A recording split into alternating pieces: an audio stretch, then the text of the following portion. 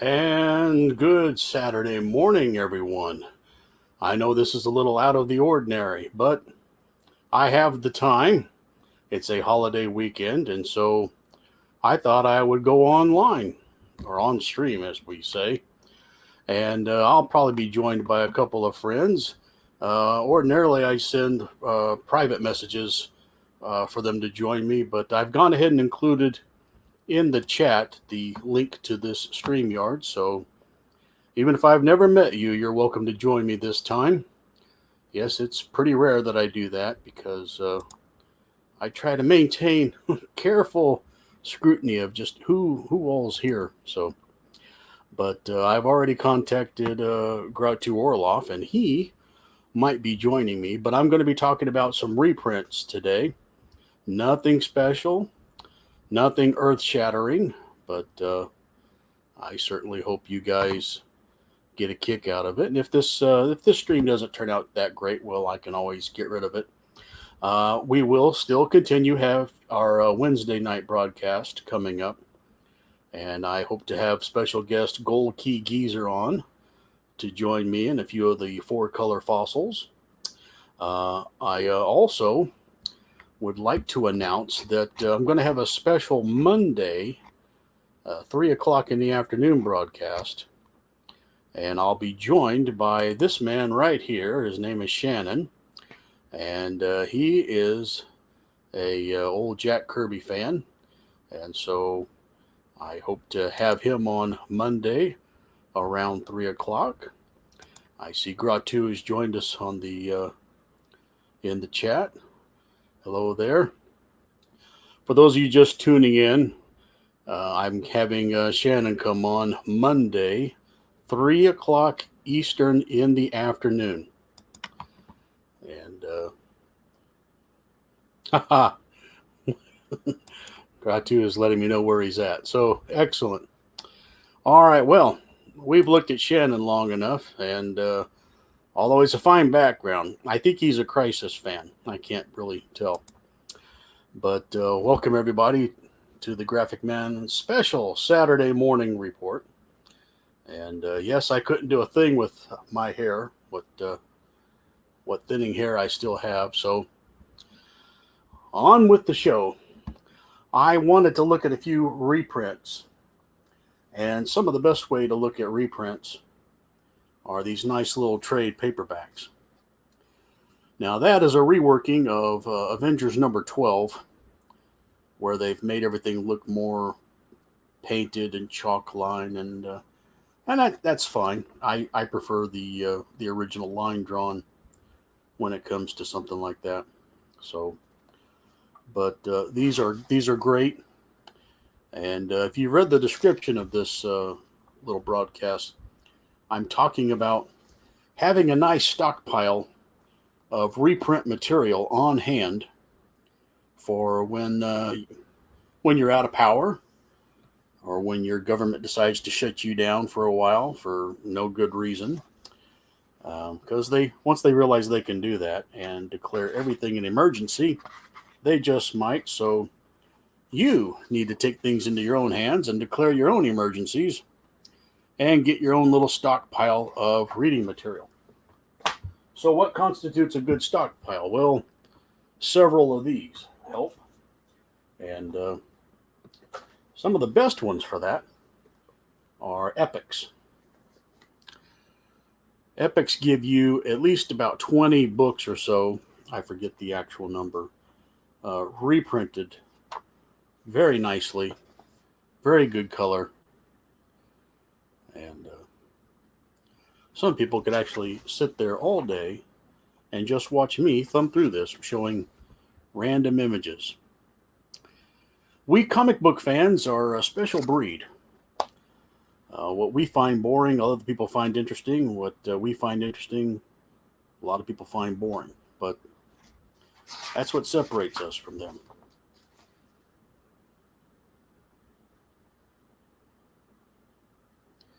So try to have yourself some good backup reading material. Not used to wearing a hat.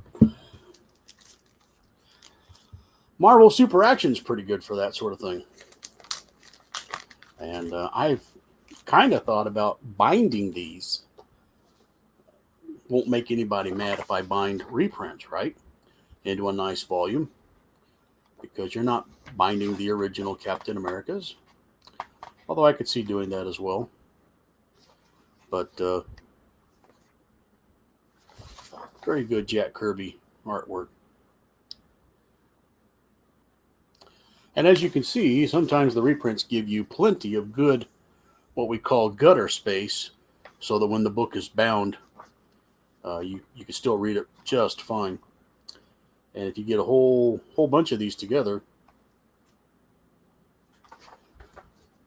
it makes for a great book right off the shelf. And on the spine, you can choose to label it whatever you want. You can actually label it Marvel Super Action, reprinting, Captain America 100 through whatever. But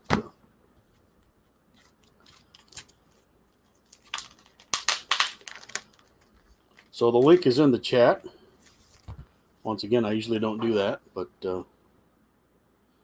anybody's welcome to join me today.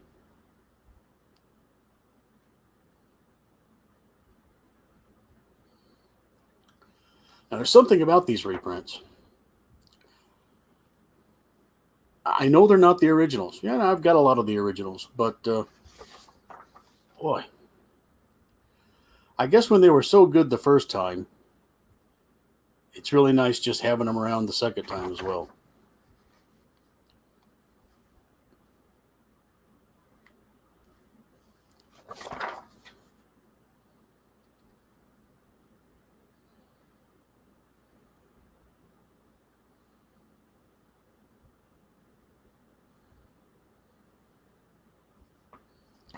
And sometimes it's best when the host just gets real quiet and shows you. Do y'all have these paper airplanes? Spider-Man can fly. And so can Captain America and Batman.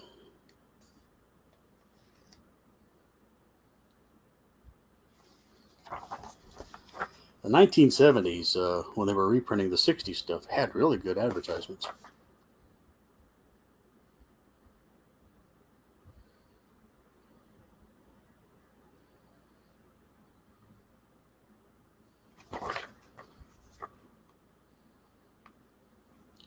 And don't worry, the show gets better as we progress through. Let's see if I can do this better.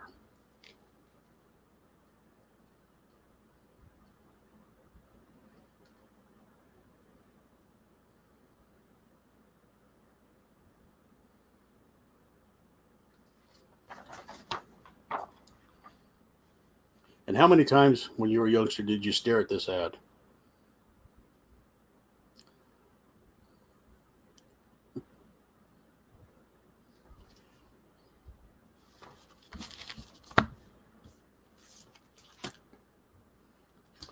Now this reprints Captain America 102, which I think is the best Captain America cover for Jack Kirby. And if you're a fan of the Graphic Man show, you saw where I have Captain America 102. And I showed mine. I believe Dr. Silverage was with me that night. We were going through some Captain America. Oh, this is great because you can kind of rotate it. Pretend Cap is standing up or dancing. And I know this movie was a disappointment. But as a youngster, I would stare at that for hours and hours and hours. Not in one sitting, of course, but I figure every time I've taken a look at that, you've added it all up, it's probably been hours. I didn't know what was going on, but I thought that guy's got one shot and he better take it. Of course, in the movie, you end up rooting for the whale. Let's find some good ads for you to look at.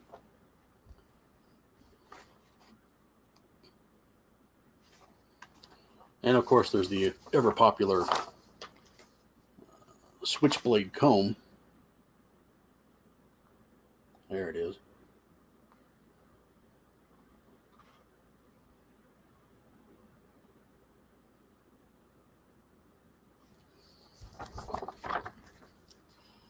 I have a few of those. I think they're illegal in most states.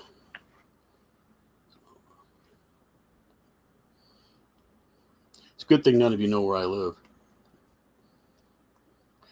Apparently, the 1950s and 60s movies scared a lot of people with switchblades, so they, for some strange reason, decided to outlaw them in their wisdom.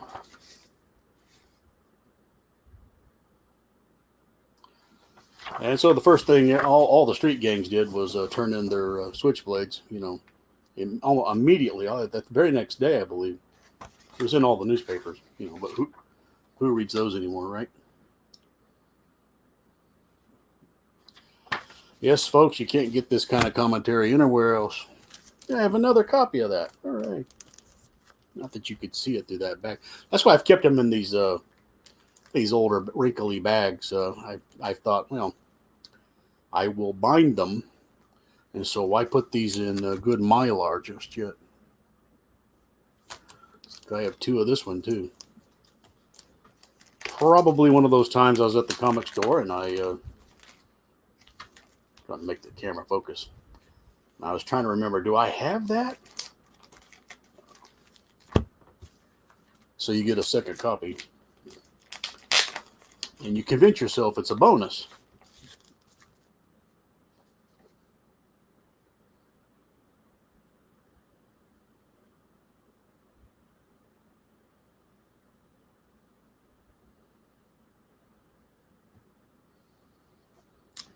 There's a nice little ad there.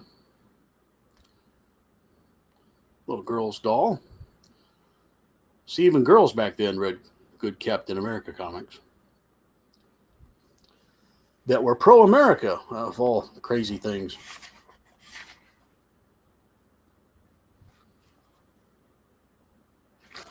These hillbillies that attack Thor. See, where I come from, I am a hillbilly. I'm considered a hillbilly. I run around where I live with a shotgun and sometimes barefoot.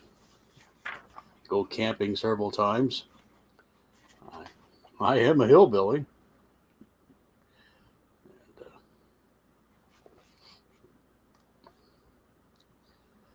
But never attacked Thor. Ah, how handsome they tried to make Stan Lee.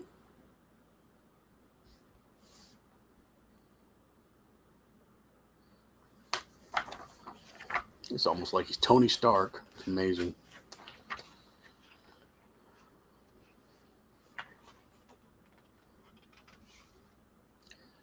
Talk about trying to get hired again for another artistic job. Let's draw Stan Lee really heroic, like he's the guy on the brawny paper towels. Which they went woke. They put some brawny lady on there. I guess she's nice, but come on, man. The Spider-Man utility belt. Everybody had this, right? And those famous bat cuffs, or Spider-Man cuffs.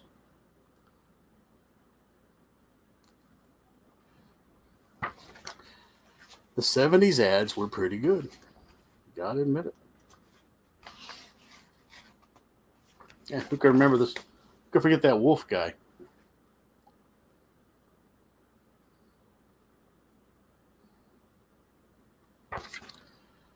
That was before Randy Macho Man Savage got all the advertisement for Slim Jim.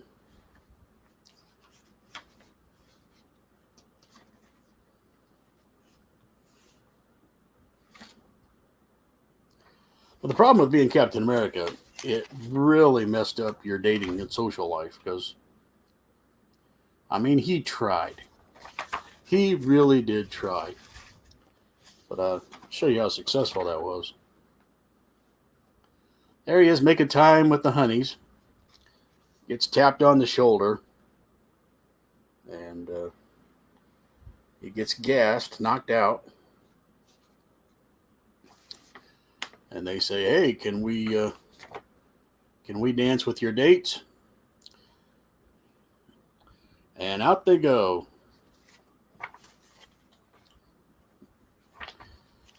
And they probably waited till after he picked up the check. Story molecule.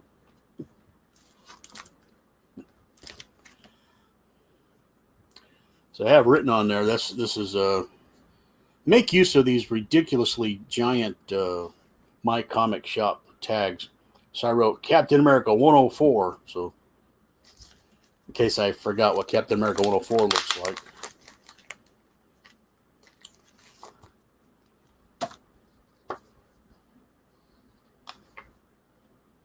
Good splash right here.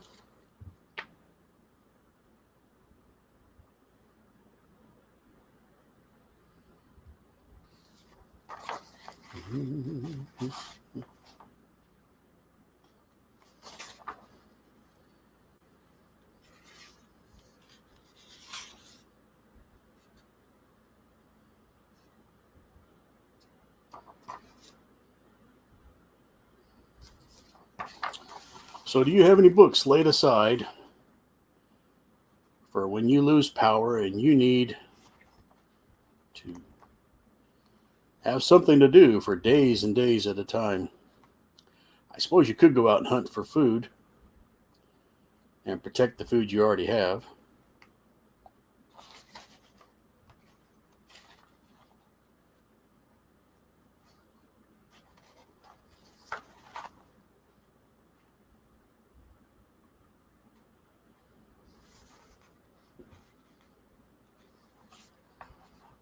Sorry, I'm reading. It's just such fascinating stuff here.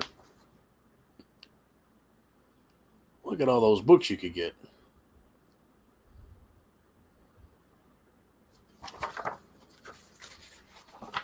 I mean, you'll be taken back immediately in time when you look through the ads and look through all of that great Jack Kirby artwork.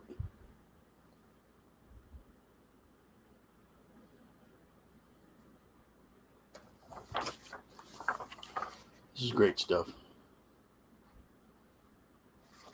Absolutely great stuff.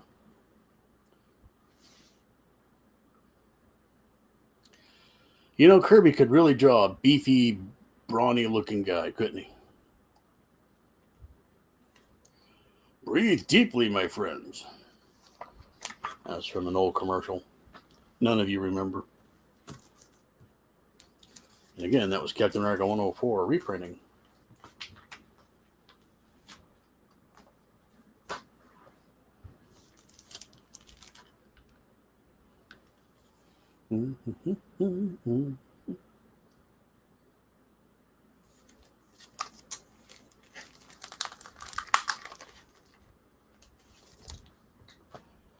Here I am. It's raining. I was going to mow. Got my mowing hat on.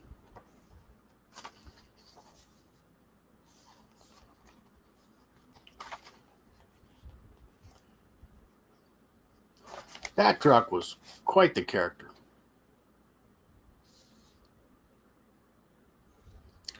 He had a little bit of nobility to him.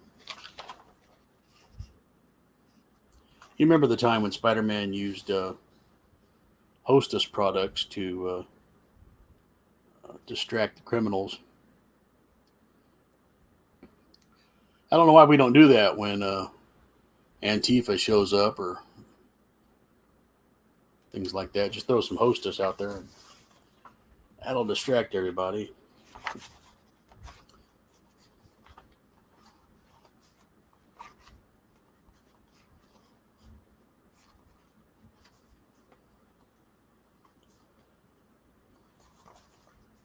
And the swordsman.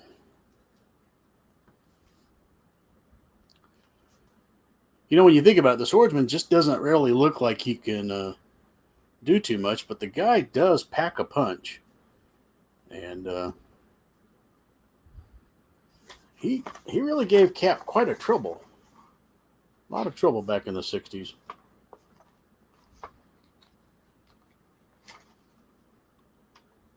I showed you the wolf earlier. Here's the Dracula guy.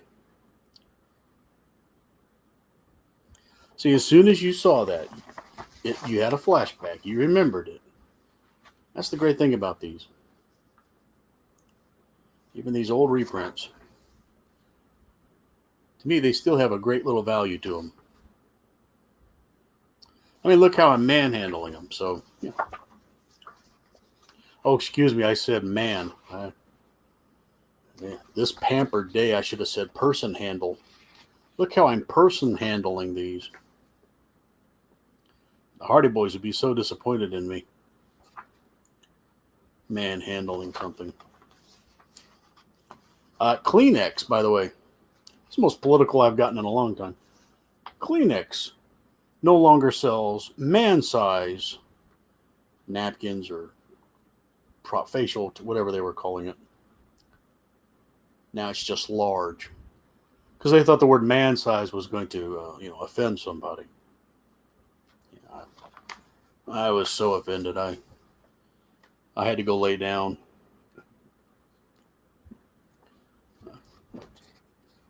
My delicate little constitution just couldn't handle it. Isn't that great? Yeah, Bucky's flashing some sort of gang sign there.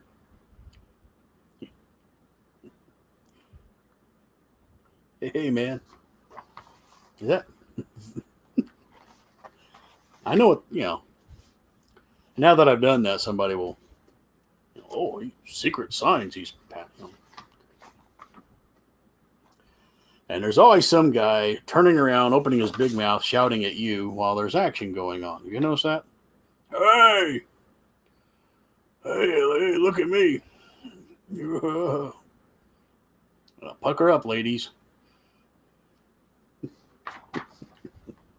Oh, boy. It's got doubles of these for some reason.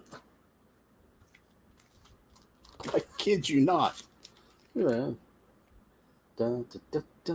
Which is better? Which barcode is better? Oh no. Who cares, right? Well, this one must be better. It has a backing board in it. I must have thought very highly of it.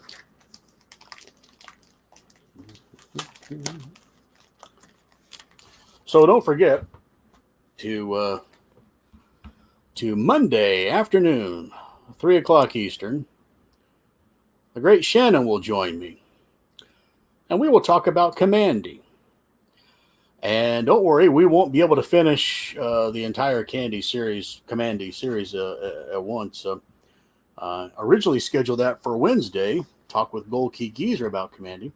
What's going to happen is Shannon and I will probably talk about Commandy for a little while. But probably just get to the first 5 or 6 issues. And then we'll call that a wrap. And Gold Key Geezer will help me go through the rest of them. And there's so much to Commandy. It shouldn't be done in one sitting anyway. I bet when I go back and watch this, I'll think, oh my goodness, I am the most boring person when it's just me talking. Hey, The Adventures of Grit Boy. He was cool. Look at all that cool stuff Grit Boy gets. And there he is saying hi to the honeys.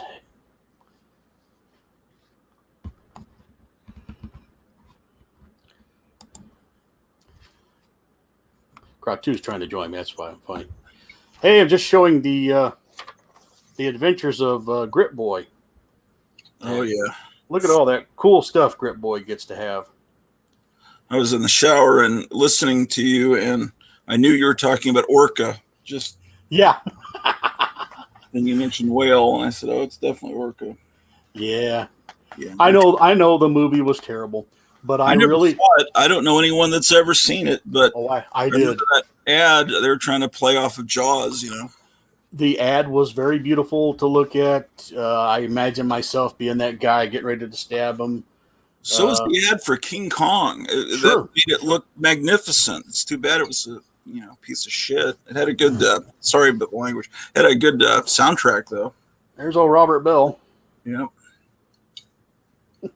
As a kid, I go, who does that guy think he's trying to draw Thor? Yeah.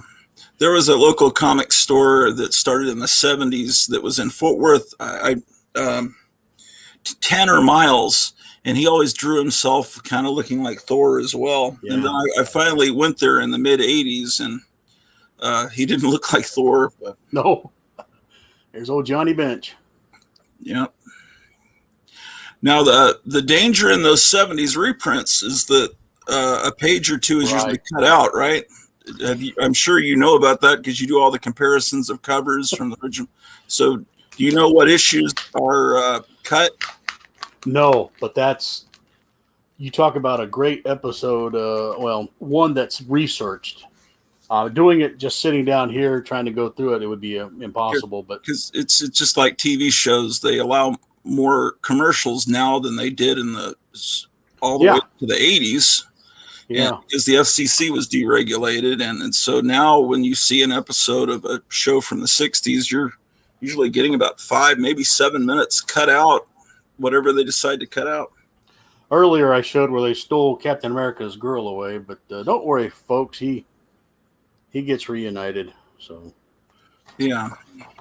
So I'm talking today about having a stack of reprints hanging around for one day when they shut everybody's power off and they decide to have some crazy, ridiculous emergency, because we figured out something or somebody released some leaked document that proves we've been right all along about a certain subject or two, and we have to distract. But if that happens, have a bunch of candles, flashlights, batteries, and a good selection of these old reprints. I was actually thinking the same thing earlier this morning. I was listening to a guy talking about the supply chain problems and how I haven't really noticed a lot of empty shelves. Well, some things are missing at supermarkets, but I'll tell you what's missing today. I went to go get more of my 11 by 17 frames. Oh yeah. That Walmart is out, and they've been out for about 3 weeks. And so the best way to do it is just do it online, sadly. I was at my Walmart trying to get frames, I think on Monday, and I actually texted you, but you were at work, probably didn't see it. Right. Like, what were the sizes again? And I wound up getting 2 sizes too big, so I used them for something else. I just couldn't get a picture in my mind how big they were when I was separated from my house and those objects that I wanted to frame. And so I got the wrong ones. But yeah, the 11 by 7, I have to look around. I guess that's one of the first things that disappears. I'm sure they're made in China. But I noticed my Walmart had many, many, many pinatas because we must have many pinatas.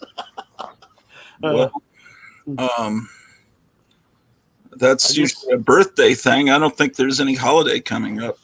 No. This was always a great ad, a great image, and I liked Master of Kung Fu. I thought that was a great book. That's the other thing I've been listening to this morning. A few people reviewing that because it came out yesterday, and that this actor doesn't really resemble Bruce Lee, but he was always drawn. Is it by Paul Galassi or is it Galassi? Because I'm hearing both ones. I always heard Galassi, but Galassi is what I always heard in my head. But today I'm hearing people say Paul Galassi, and I'm thinking, what a name! It's just like in the old Conan stories. Robert E. Howard had a country called Afghanistan. Yeah. So they need to change their name. That's a much better name. I tell you, Joe Sinnott or Sinnott, he could really ink Steranko. Look at that shading. That is just fantastic. I've always thought in my mind Senate. Okay, yeah. I could see that. Who knows? There's the Hulk. Yeah. Well, so they're not edited in the early Marvel Tales and Marvel's Collector's Item Classics. Then Marvel Collector's Item Classics was mainly, their main feature was Fantastic Four reprints. And I don't know, did they have Daredevil and the Hulk also in there? Yeah, Marvel Adventure. Or I'm thinking in the 60s. And the first print books were Marvel Tales and Marvel's Collector's Items Classics, was changed to Marvel's Greatest Comics at a certain point. So all through the 70s, Marvel Tales and Marvel's Greatest Comics were reprinting the 60s Fantastic Four and Spider-Man. And then all these other little ones would pop up, and sometimes they'd only go 7-8 issues, like Marvel Super Action, Marvel Triple Action, Marvel Adventures. I think they even reprinted Khazar or Daredevil, or there's Marvel did Thor. Marvel Superheroes did a few of the kind of like the first 5 Daredevil before it became Captain Marvel original stories. It became like Showcase, for DC Showcase. Yeah. And then there was also, what was the other one? There was another one. I'm drawing a blank. Oh yeah, no, wait, it was Fantasy Masterpieces, but that was like Golden Age stuff and monster stuff. Yeah, the great thing about Fantasy Masterpieces was there was always like one Captain America Golden Age, and then they would reprint some Journey into Mystery backup story by Ditko, so one of the from the early before pre-hero. So you got a good blend there. Yeah, I think I would. Those aren't super expensive. Those would probably be the ones to bind first. I know they're not edited because they had a big format. Yeah. So there would be no reason to. And then I think in the late 70s, early 80s, Marvel Tales had gotten up to a point with Spider-Man where it wasn't interesting anymore to reprint them. So they went back and started reprinting the early issues of Spider-Man. And then they did the issues that were real sought after with the Punisher and the Gwen Stacy death and thicker editions. And I don't think those were edited, but then they were changing the dialogue, which I think you did a story about once, didn't you? Or did I see that somewhere else? Like, I think we talked about it. Talked about it. Yeah. Yeah. It Maze. Yeah. Instead of saying, I need to get home to watch Beverly Hillbillies, she's saying, I need to get home to watch The Hazard. Yeah. That was great. Move that up a little bit. I want to see that little squat robot. See that one that has the claws. There's a configuration that you can put that in, which is the way I got mine from this friend that was selling a bunch of old toys. It had a drill that looks like a phallus that comes out of its abdomen, and that's the way it is configured. And Baron Kars is the only that Darth Vader guy was the only one I bought at the time. And it shoots missiles, red missiles, very far out of its belly button. And they would never sell a toy like that now. Now, you're about 5 years older than me. This was geared right to my age group. I was enamored with this. Well, I only bought the Baron Kars. I bought the little robot thing in the 90s just because I thought it was funny because it basically had a penis. But I'm talking about the book as well. Oh, the book! I loved it. It was really cool. The art was great, and I loved the writing. And then it got a little weaker later on, and then it was rebooted as The Next Adventures or something. Yeah, they bring in some pink gorilla guy, and I didn't even read those. But the best ones are the first 13 issues, I think. Mm-hmm. Is that about 78? What year was that? Or 79. Yeah, I remember being a little kid looking at that rack, and my store, I missed number 1, and my store had number 1 on there for $1, and I thought one day I'm going to save up enough money and I'll be able to have Micronauts number 1. But this was the ramblings of a little kid, So yeah, I guess I was 14 when that stuff came out. Maybe I was a little too old, but I was reading it. I had this toy with the Spider-Man where he's always got the one arm up. He pulls himself up. I never had the Green Lantern, but I wish I still had this. Yeah, I never got that. I've still got my Spider-Man 8-inch Mego over there. Those are great. But I did, that was a later Mego thing. You know, there really is something to these. I know they're not the originals, but they're still nostalgic, you know, and they were, oh yeah, they were great. I just don't know what's edited, and that's what bugs me. So I keep mentioning this Monday afternoon. I'm going to have Shannon on, and he has a hard time getting on our Wednesday night broadcast. Hmm. And I'm still doing the Wednesday nights, but I've been trying to get a hold of him, and he'd like to come on and talk about Commandy. So we're going to talk about Commandy Monday afternoon, but we're also going to talk about it Wednesday when I have Gold Key Geezer on here. This is just the greatest stuff. You can't get enough of this. Yeah, Commandy was great. You know, Jack Kirby swore he never saw Planet of the Apes, but yeah, I think it's one of those cases where you see it on a magazine, you see it in maybe a commercial, you get the gist of what's going on. Yeah. And he's able to kind of do a good guess, do a good parallel.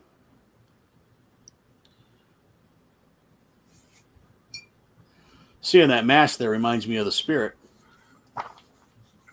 which I'm going to pull that out here pretty soon. Here's where Steranko and his coloring just goes wild. Have you done comparisons from the 60s editions to these as to whether the coloring is the same? No, I sure haven't. I'd imagine there's not many choices.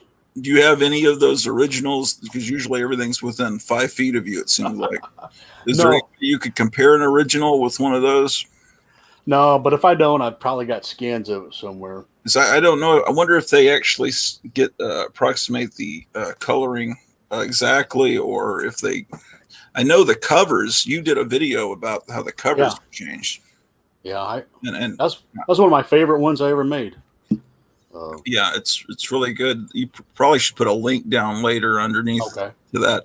It was because the colors were more subdued and somber in the originals, and that was Marie Severin's decision. And Stan Lee hated it, and he was always berating her, but he was scared of her, maybe because she just said, "Okay, Stan," and then she kept doing it exactly the same way and then.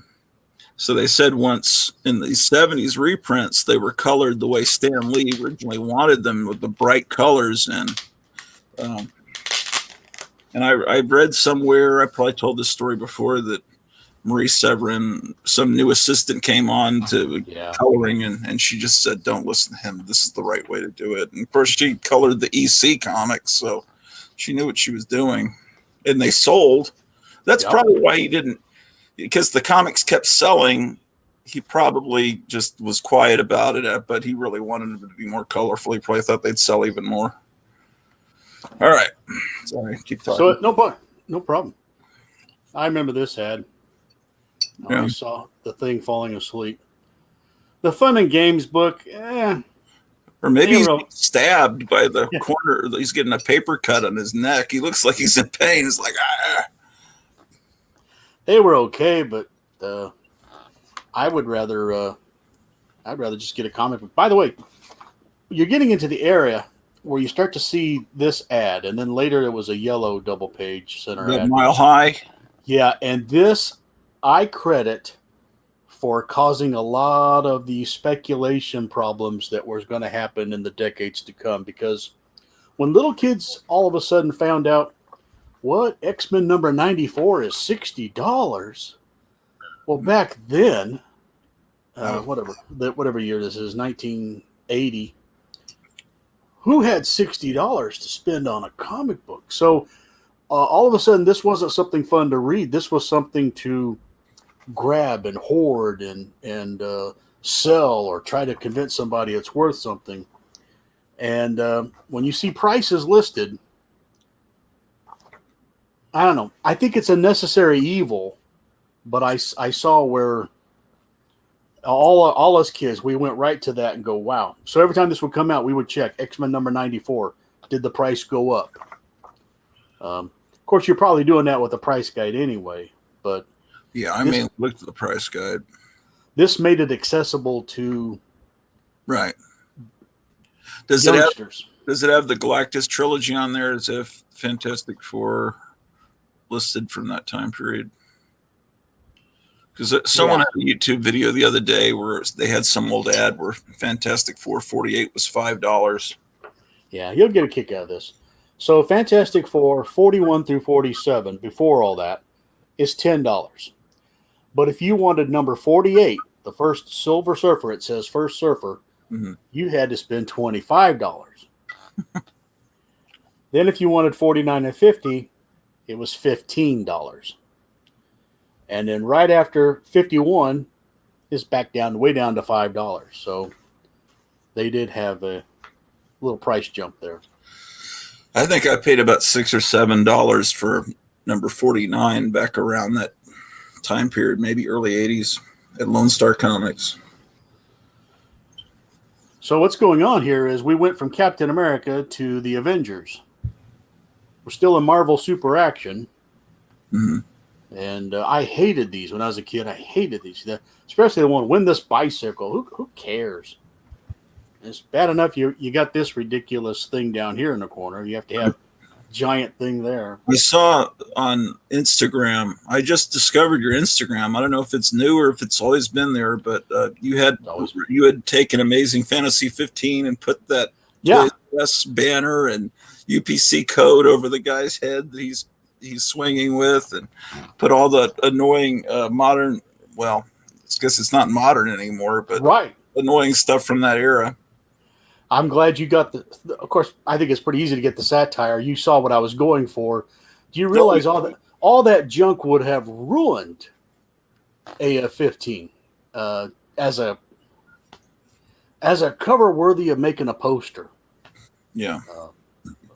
I don't like UPC codes at all. In fact, comic books are pretty much exclusively only sold in comic book stores. And I've never heard of, maybe someone out there knows, a comic book store that scans comics. No. None of them have that. They're not sold in 7-Elevens or grocery stores. So at least they've made it skinnier. Of course, no one reads comics now, so it doesn't matter. But and the smart thing is to put it on the back cover, which I noticed those fake Warren magazines do. That's a good thing. So if you don't want to go through all the little, some people call these floppies because, they disgusting. But so if you want the big epics, they're good. They're a nice resource. Great colors. What are the prices on epic collections? I think on average, 29 to 38. His omnibuses are absolutely, or omnibuy are absolutely.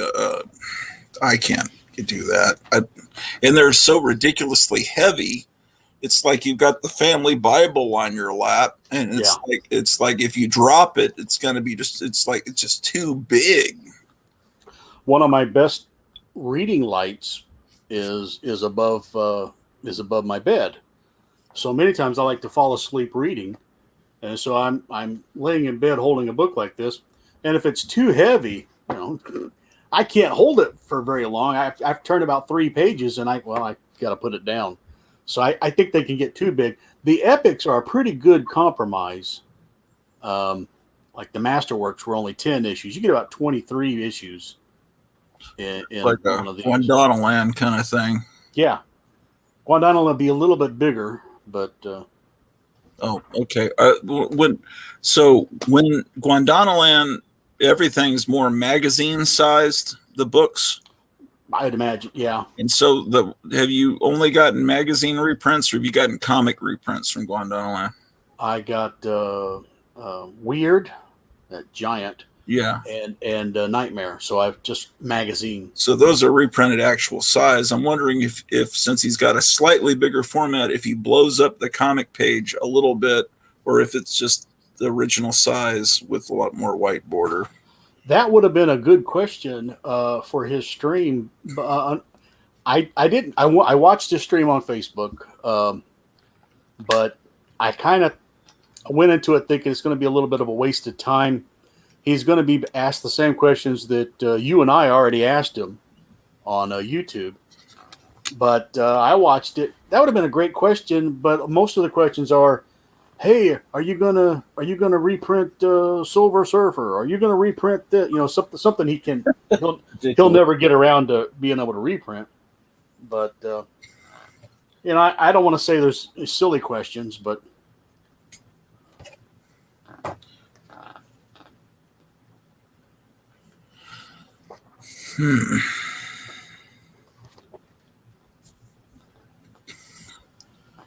So today I am super bored, and I thought I'm just going to stream.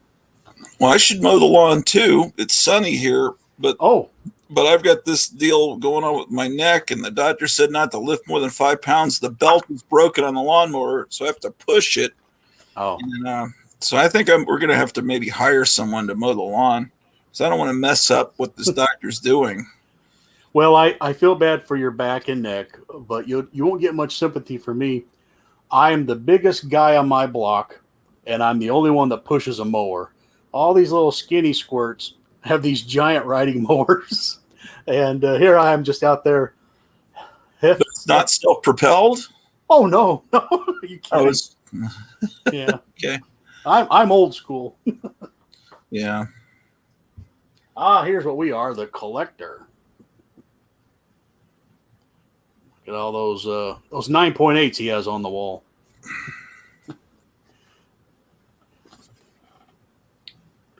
There's a good poster shot.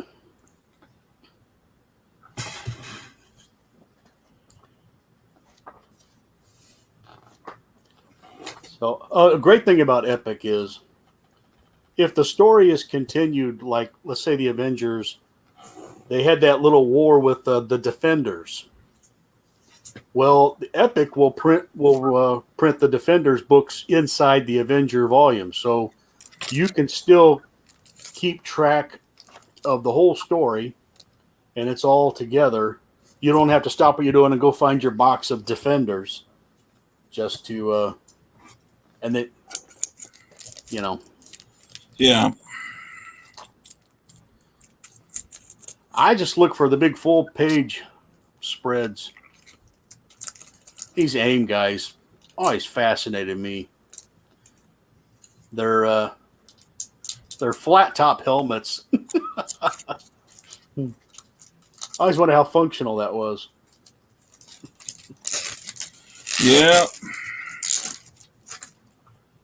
That looks probably what the government agents that are going to knock on our door to tell us about this will probably. That's right. That's right. Yeah, when they, they are completely, I believe, capable to a certain degree of controlling weather. No one's going to convince me that that's not true. And I think that little thing. Graphic. No. I'm doing that. I'm back like, February in Texas. I'm. You can think I'm crazy, but it sure seemed like punishment of Texas, and it was that was not fun. Now, if it's starting to get more moderate weather, well, soon I guess it will be as we go into fall, so it won't be so bad if the power goes out or the grid goes down. But it's you definitely need some entertainment because. Everybody gets their entertainment from their phones now, and I went and grabbed a giant stack of these Epics because I didn't know how long I'd be here by myself. Thank you for joining me, by the way. Sure. And I'll take a break from those Epics and show this nice little. Yeah. I don't know if anybody has this from Kitchen Sink. I think I do. For size comparison, this is an Epic in front of it.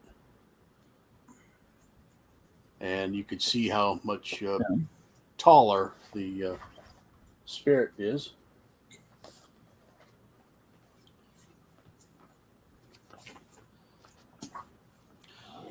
And unfortunately, I do prefer color, but when the artist is so good, you don't really mind the black and white too much. In fact, that's the way it was made for.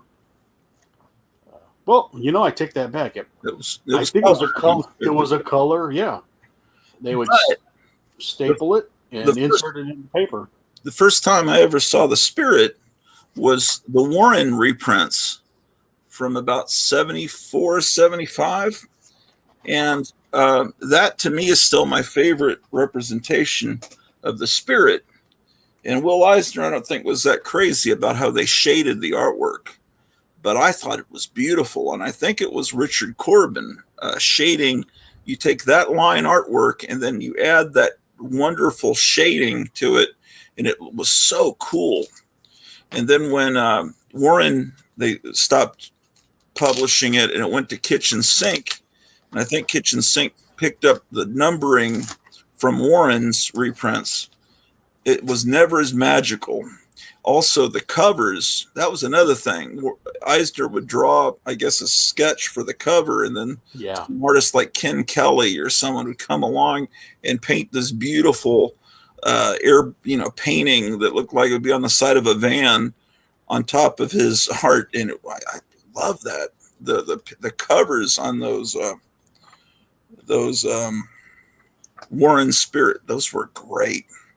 So I love that time period. Yeah, and I watched your interview with the guy's name escapes me, but Molten Knight. Yeah, it was a little tough for him. Like, check out the what was tough for him? The ebony, the ebony. Oh, yeah.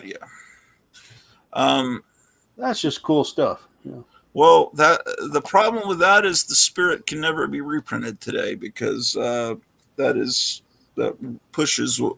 You could reprint it in the 70s and 80s, but now that pushes way past modern sensibilities.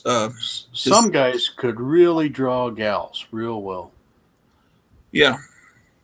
And you know who was an assistant to him and is Mike Plug. And if you look at early Werewolf by Nights, it's like the women look like they're drawn by Will Eisner because that's who trained him.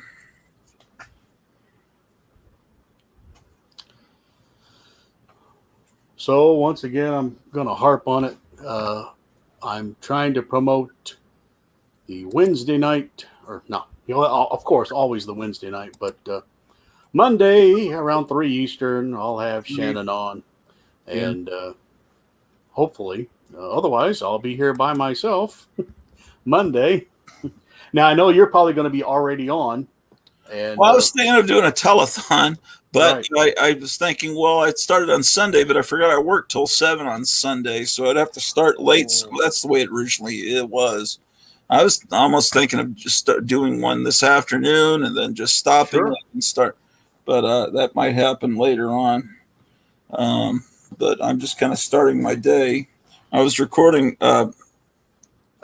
Jambo sent 3 disc sets to me. One is a 3-disc set of the Hanna-Barbera 1967 Fantastic Four, and it's watchable quality. One of the very last episode only is 5 minutes, and then it just stops. So I guess they ran out of space because they're all bootleg discs. Oh, okay. And that one's packaged a little bit better. Then there's volume 1 of the 66 Hulk, and it's pretty decent quality. And then I already had a disc with all the Thors, but I thought maybe his was from a different source, and it was from some local channel somewhere. And it was okay quality for the first couple hours. Then the last 2 hours were like unwatchable, stopping, pausing glitches because it was recorded in 4-hour speed on somebody's DVD-R, and it must have, I don't know. So anyway, I'm recording those, and then he sent me some other tapes a few weeks ago or a month ago, and those I'm recording. So I'll send him these original discs back, and then I'm gonna make discs of the VHS that he sent me, and so he'll get a bunch of discs back within a short time. And yeah, sometime next week he should be getting a couple of posters from me. So he should cool. be camping out by his mailbox. Yeah, I had some ideas. I was thinking because that you ought to do the Tomb of Chocula. If Count Chocula in a is, you'd have to come up with a logo that says Chocula instead of Dracula. But That's a pretty good idea. and then maybe some Classics Illustrated would be really funny if you did like some books that were, like like a Bill O'Reilly, Killing Jesus by Bill O'Reilly, and it's Classics Illustrated. Okay. Or like Mary Shelley's Frankenstein, but make him Frankenberry, or I don't. Yeah. I was playing off of your Tony the Tiger in that comic. Other serials. The cereal, yeah, that's a good idea. What are other things? I don't know. I come up with these ideas. No, that's great. That's great. But half the fun is I get an idea, then I go, can I pull that off? Well, like can I make this poster into a Power Man and Iron Fist? Is there enough there? Yeah. There's got to be something halfway already there that I can just tweak. Because if I have to do it all from scratch, might as well draw. And I'm not that great there. Hey, off subject. Do you have a projector now? Did Gerald get that going for you? Nah. He had the part ordered, and I don't know when it'll come because there's things don't come very quickly when they're electronics. No, I guess so we'll see. Hopefully it'll be back working soon. I was surprised our old family movie projector still worked when I was going to attempt to show that Hulk, that black and white reel. And of course, YouTube had a fit about it, or Disney. Disney is the bane of all existence. So they recognized the image, even though it's black and white, at an angle, sound. Only part of the screen, only part of the whole visible area, because the rest, all this black around it. And I'm off to the side, and then when that failed, my son said, "Hey, why don't you try to reverse the film? So everything that was going right to left is now right, left to right." We did that, but apparently every now and then, when the Hulk is looking straight at you, it's the same no matter what, and it still flagged that as well, and so. So it wouldn't let you upload it? No. It uploaded, but it wouldn't let anybody see it. Okay. So it was there in my list of videos, but... Yeah, and it said Disney? Yeah, Disney, because Disney owned Marvel. So why don't they release that stuff? How long did you linger on the image? Was it like you kept it on and you were dubbing over new dialogue or something? Yeah, I had movie sound effects, tank... I had aircraft. I put a lot of thought into it. I had bomb explosions. Every now and then I would even kind of grunt and growl into the microphone as I'm the Hulk.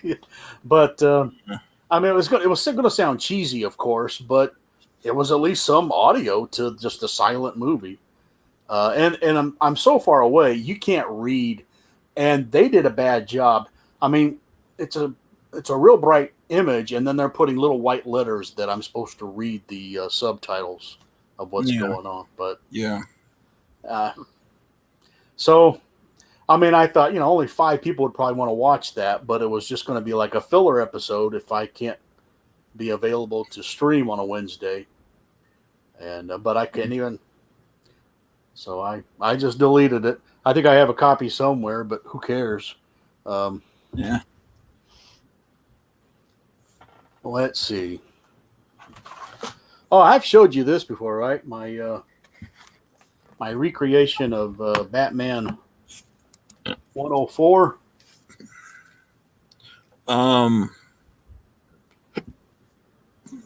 That's pretty amazing. Now I cheated on the barcode. That little or not the barcode. This is a paste up of the comics code. But Huh. Pretty neat. So I wrote on there Sheldon Moldoff and then my name. So, but I can't afford the cover art to something like that. So I just want to make my own. Yeah. Well, I should give that to you and let you paint it. You're good at the paints, I can see. Well, I wouldn't want to paint on the original. Why? I mean, if you could somehow put it onto something thicker, like make a poster of it onto cardboard, then yeah, I could probably do that. Oh, I don't know if you see the intro to, because usually at work, but yeah, I watch it later. Oh, so you've seen the new Meyer Greenblatt as part of the. Oh yeah, I saw that you'd filled in all the people. Yeah, that's cool. And you did see Steve's Charlton 66's latest video. No, he put one up? He sure did. He sure did. When? It was about midnight Thursday. So Friday morning, when I get to work, I go, what? He uploaded a video? That's great. Yeah. And is there a thing to it? Oh, yeah. He showed the stuff I sent him. He showed stuff other people have been sending him. And he mentions Gene Autry. You hear Mrs. Charlton 6 off. He asked her a question, and so sounds like everybody's doing well over there. He cool. kept talking to his cat off camera. Couldn't see the cat, but so he looked very fine and chipper, and he hopes to be joining us in the days to come. So that's great. He even talked like he was going to make another video sometime this weekend because it's a long weekend. So I don't want to get everybody's hopes up, but we're just all glad to see him back in the saddle. Yeah.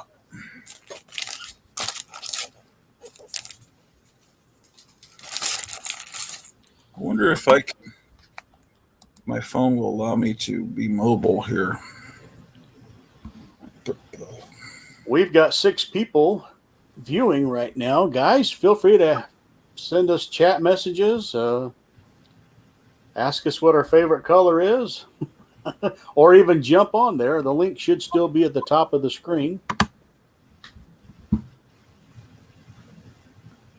I don't normally do that. I usually send everybody a private email link. I want to keep this really bottled down to only people I know.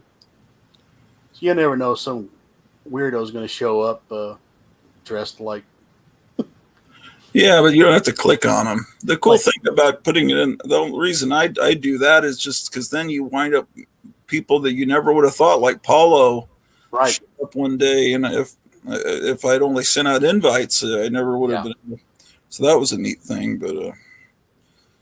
but yeah, a lot of people saying that after I did that last video that they prefer, not a lot, well, a few people are saying they prefer the old style shows to the streaming ones, but it's probably because mine go on too long and rambling. But, hello, Spinner Racks. Good to see you here. Good morning to you. This is out of my element. This isn't a Wednesday night. So but this is what I do on Saturdays. I sit around with stacks of books, and I think everybody should. Yeah.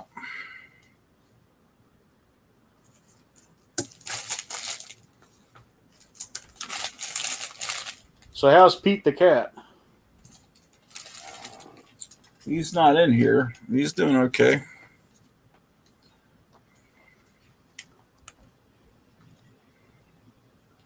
Hey, you mentioned the other day your dog doesn't like to go for walks. That's pretty strange. Boy, I can't get my dog to come in. Well, she just gets, I don't know. She gets nervous when we get out there. If there's a loud noise coming from a street over, she just like turns around and goes, I want back in. Yeah, wild. There's some wild stuff going on here.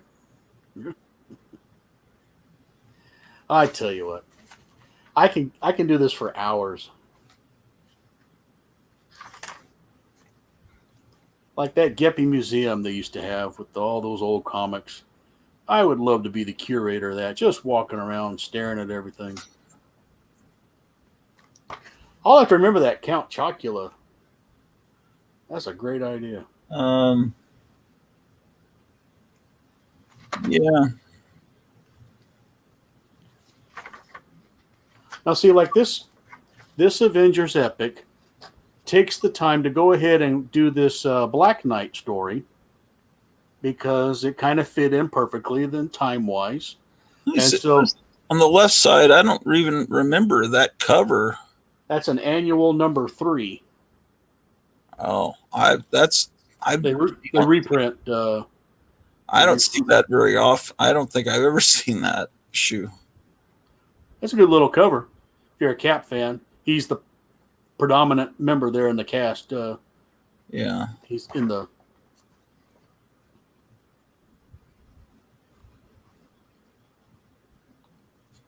And sometimes in the back they show you some original art, so it's not too bad. Let's see what Spinner is saying. Bennett Jeppies, I think they closed it down. I have that Black Knight cover. Are you talking the book or the cover art, Spinner? See, I love questions. I get to ask questions right back. Yeah, that's the advantage of these live streams. Yeah, I tell you, there's something nice and quaint about. I look back at some of my old videos where I have a subject, and your old videos are great. Like you did one recently where you're walking around and you weren't live. And I thought this is a nice little video, but the live streams do have their advantage in other areas. And here's the old Hercules without his beard. I can't. Yeah, that's weird without the beard. I don't even remember him being without a beard. Oh, the book, Spinner says. I'd be retired if I had the original art. Uh-huh. Let's see.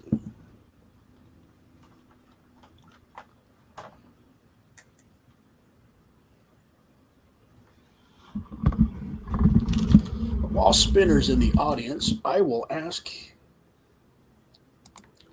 Spinner, hang on. I'm going to grab a recreation I did. And Gratu will entertain you to no end while I'm stepped away for a second. Okay. I was trying to download Chrome thinking maybe I could appear on this stream using Chrome instead of Safari and maybe not look all chopped up because I need to go do things while I'm on here. But let's see, what can I show you?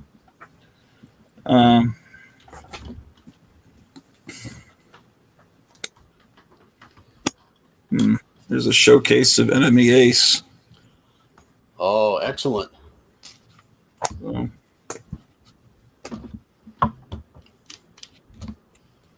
You could maybe, well, it might be a little too vulgar. You can make it Enemy Ass and then make it like Joe Biden or something. I don't know.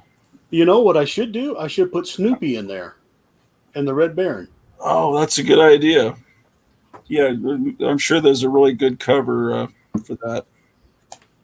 All right, go ahead. Let me jump in.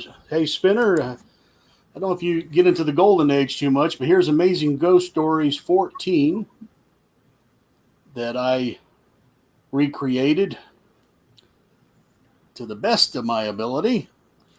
It's a Matt Baker cover.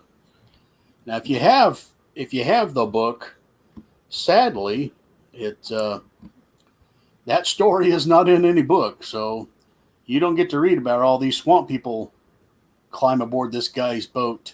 but it's a great cover. In fact, they make some weird thing called adult coloring books where they have that in the coloring book, and you can practice coloring something like that. So I've never seen such a thing.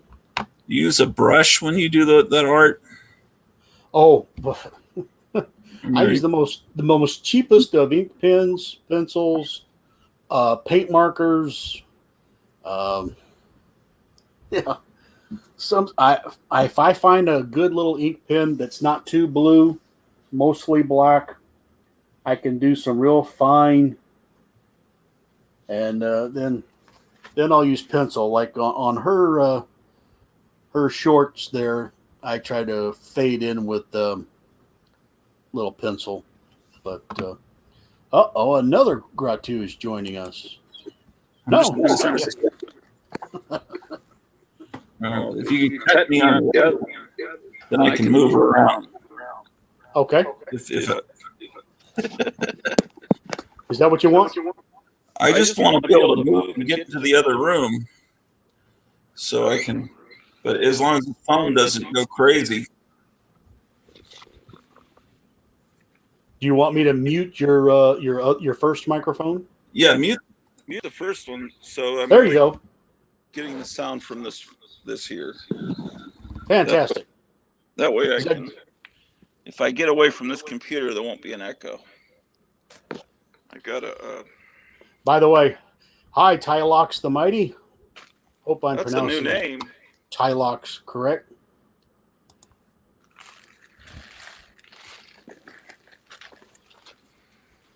So Tylox, we're just bored today. It's Saturday. It's raining here. I can't mow. And Gratu is looking for a good excuse not to mow. Well, yeah. Well, and it's always... It's because the doctor told me to not lift more than 5 pounds. Oh, I was kidding. You know I was kidding. Be a problem. I don't know if I'm getting sound. Shit. We can hear you. Yeah. Oh, okay. I can hear you. Okay, cool. All right. So everything's cool. It seems to be working okay. Well, Spinner, I will check out that. He's letting me know about some Archie Christmas original art. I will definitely check that out.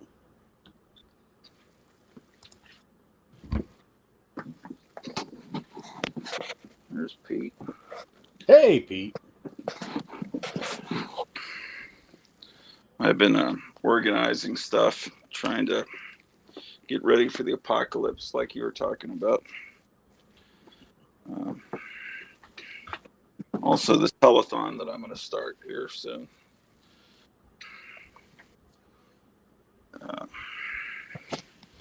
probably should wait a little bit later in the evening to do that. So you don't work today, you work tomorrow.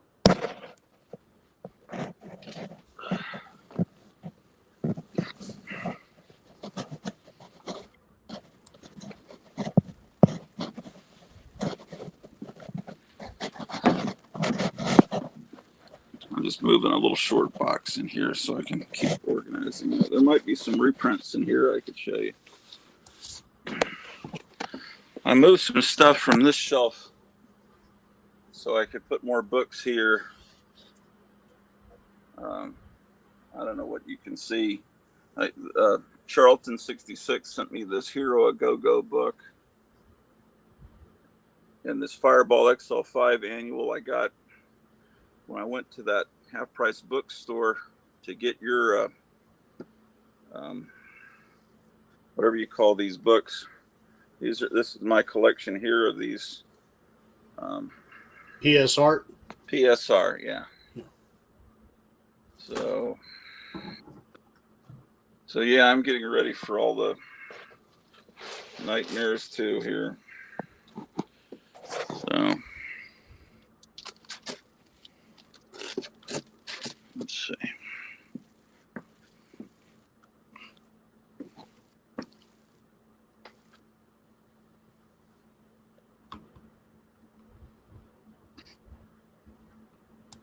Yeah. So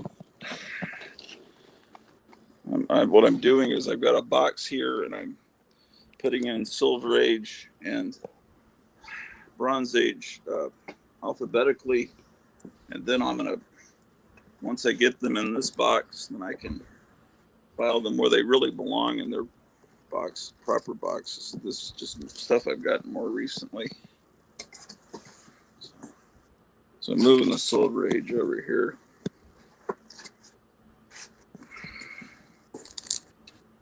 But, here's something I didn't show you. You have I think a complete set of Classics Illustrated, but this is Classics Illustrated Junior. Yeah, and my copy of that one, the Golden Bird, is a new one. They're reprinting them kind of smaller sized. Oh yeah. Yeah. Here's the Glass Mountain. This guy looks like he's insane. Yes. These are stories I've never heard of, or these really classic stories I've somehow never. Yeah, but those juniors, they're kind of, I don't want to say boring, but I mean you can read them in about 3 minutes. Yeah. There's not much dialogue, so it's kind of like a modern comic, except the art's better. Yeah.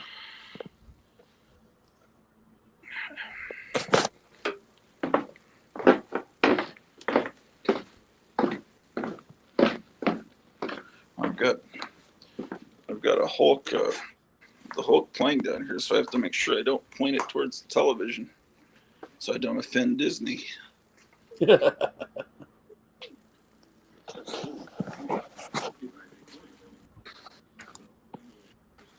John Vernon had such a great voice. Hopefully that sound isn't getting. Why did I come down? There was a reason.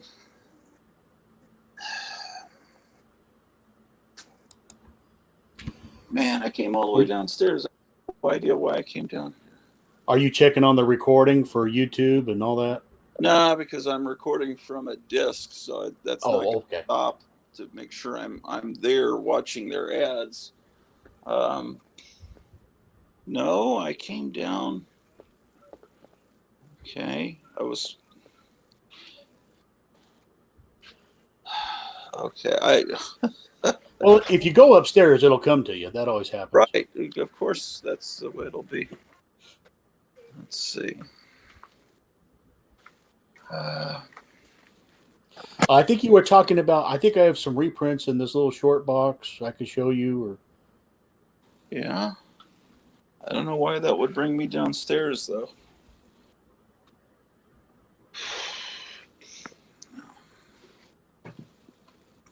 Oh well.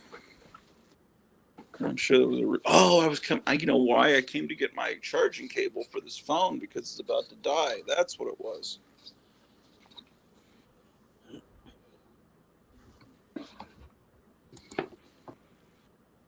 Okay. Hey there. That's Drew. Yeah.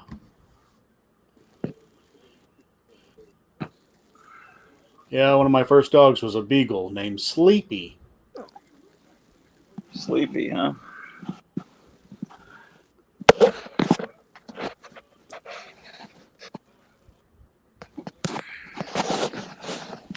Okay.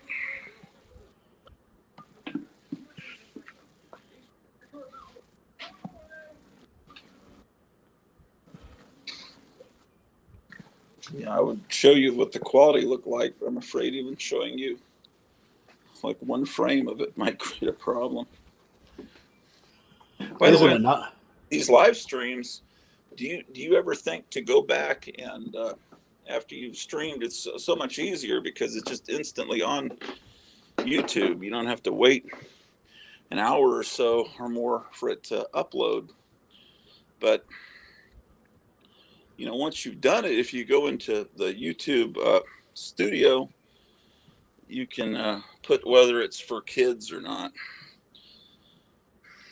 Well, actually, I get the thing. I start StreamYard. It goes ahead and grabs YouTube, sets aside a spot for the broadcast to take place.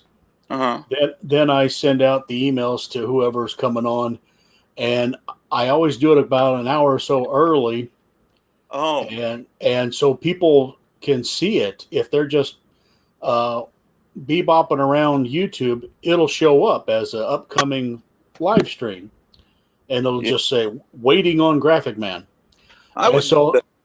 I have So that's time there that. to go back in, and I can edit. I can add the tags. You know, this is I'll add the tag Silver Age comics, Golden Age comics, Bronze Age, and I have time to set it for not for kids and all the little stuff they want you to set up. Yeah, well then you know what you're doing. But I can't figure out StreamYard. I'll set it for a certain time, and then it'll have a different time, and then it seems like it keeps changing the time. So I just stopped trying to do that because I don't know what I set it for the right time zone and everything, and then it always is off by hours.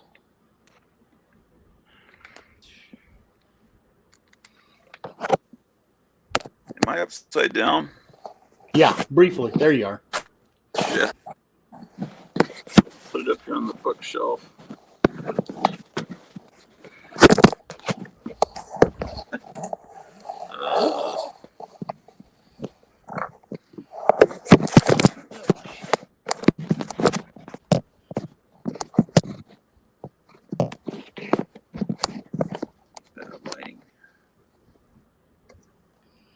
Yeah, Tylox, those Marvel Spectacular, good Thor reprints. Also, the first few Marvel Special Edition were, well, at least I might be thinking of the wrong thing. Yeah, I'm thinking of the wrong thing. That was Sergeant Fury, and then that becomes Master of Kung Fu. But there was a Thor reprint, and they were reprinting stuff for like Thor 144, 145, 146, stuff like that. Didn't last too long. I forget what it was called. Was it Marvel Adventure or Marvel something? Action. He's calling it Marvel Spectacular, and that sounds pretty right. Yeah, I think that's what it was. Yeah, that sounds right.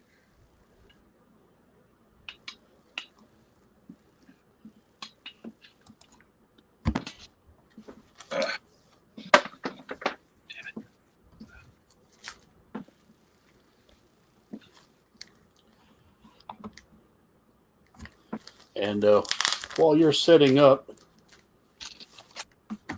I'll show another reprint. Marvel double feature. Captain America and Iron Man.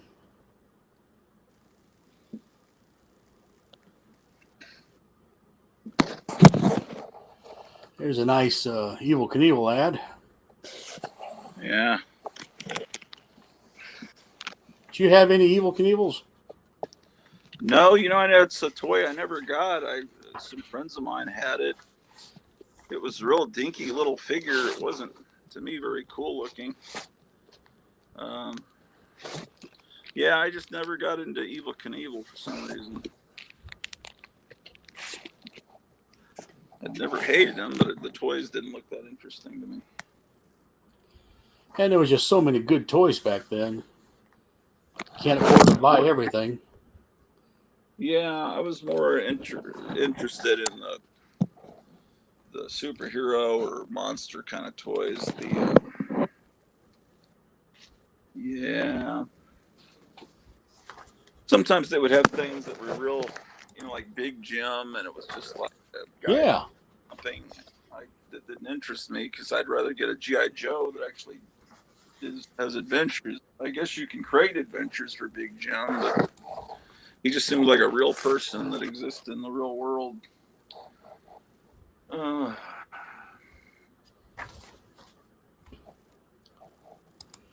So what room are you in?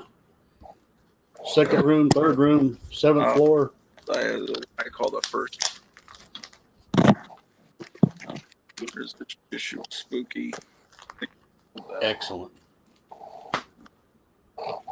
So that goes over here in this box.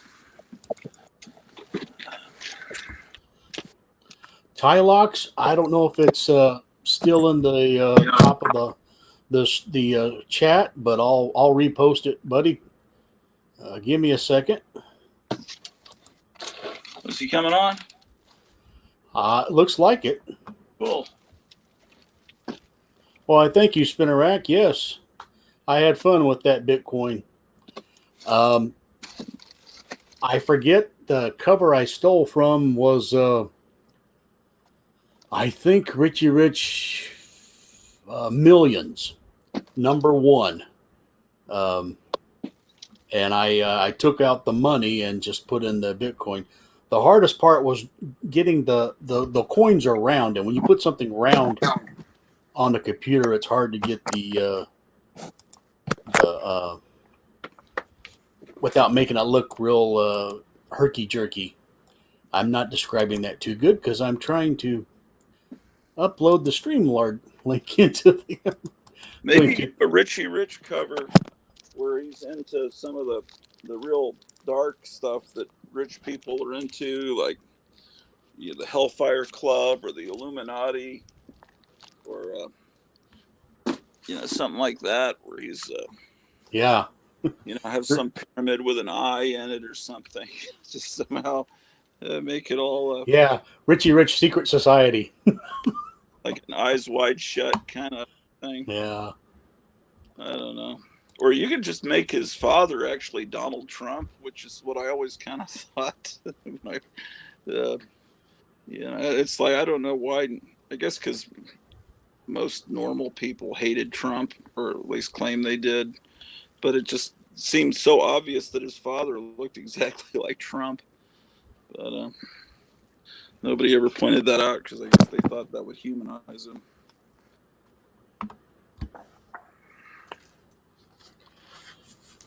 So Tylox, welcome aboard if you come on. In the meantime, I'm going to show Marvel Double Feature #3. A lot of action going on this one. And they start off with Iron Man. And Gratu, we are being joined by Tylox. Start off with Iron Man. Hey. Hello there.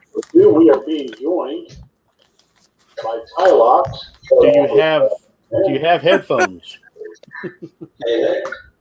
Hello there. We are being joined by Tylox. Wait a minute. Do you have headphones? That's the problem. Just turn off my stream. Graphic man from the other room. You're going back to the other room, Gratu? That maybe not him. No, it was just because I had my stream on at the same time. I forgot to turn it off when I joined. Yeah, that was my first rookie mistake when I first started doing this. All of a sudden, I kept hearing my voice. Where's that coming from? I had another. I'm so vain. I just like to hear myself while I'm actually. Well, Tylox, it's good to meet you. Good to meet y'all. Let's see what I got here. Let's see. There's a Thor one. Let's see if I can. Let me find the red Sonya. Somewhere in here.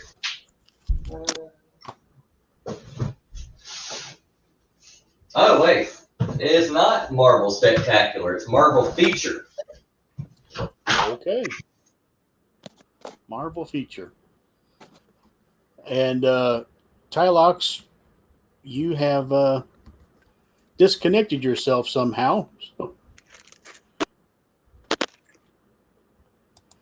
I'll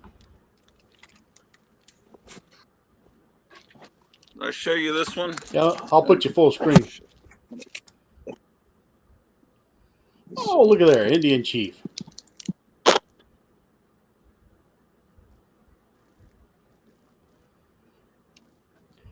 Yeah, he looks. It's got to be more light in here. He looks ready for business.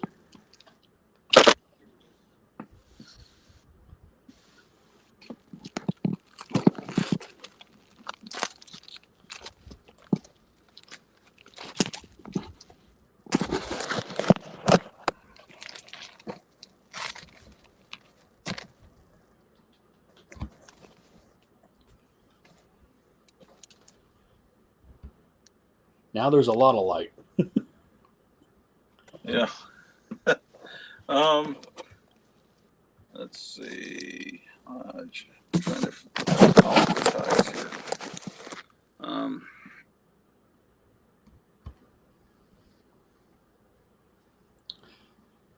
You are locking up. I'll just run in here real quick with the Marvel Double Feature number 6. And we hope that Tylox can rejoin us. We don't know what happened. I don't think you were anywhere near your computer when it disconnected on you. That's a pretty good cover. Not too bad. Of course, there's a couple of wrinkles in it, but who cares? These are good copies to read. And I will show you what I mean. By the way, I don't know if anybody had this ad. See all these wall stickers you can put on there. I think the Hulk and the Thor. Not the Hulk within the circle, but the Hulk that's right next to the Thor. There we go. This guy is putting him on his nightstand and everything.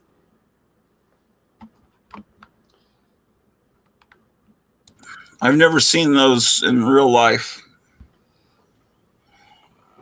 Were they vinyl? Get all 18 of them for $2.50. Let's see here. 18 stick-ons. You peel off and stick on any flat surface in seconds. I don't see the word vinyl anywhere on here. All full color. Of course, this kid is putting them on his chair, his lamp, his lunchbox. You might want to check with mom and dad before you do that, especially the living room.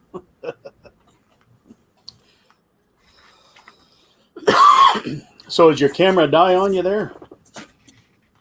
Or you just shut it off?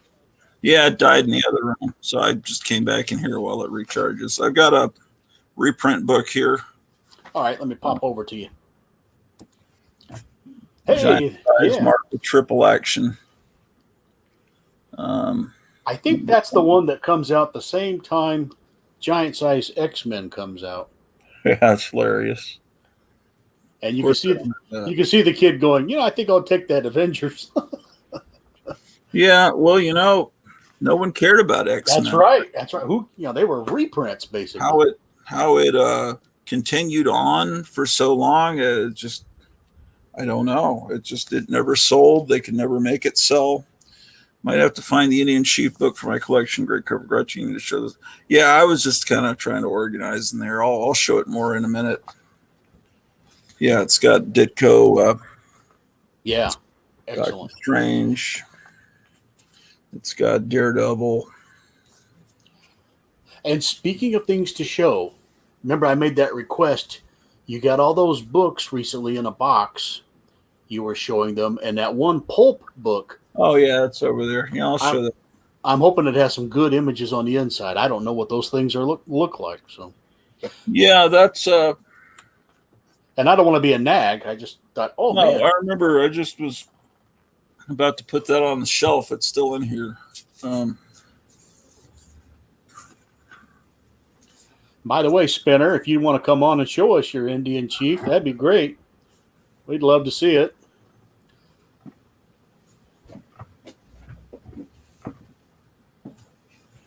I don't remember. Where did I get that? I must have gotten it at Duncanville Books. Probably in the $2 bin.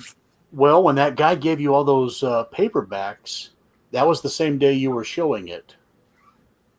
Yeah, he didn't give me Indian Chief, though. No, I'm talking about the pulp action. Yeah, no, it's right here. I was talking about Indian Chief. Oh, okay.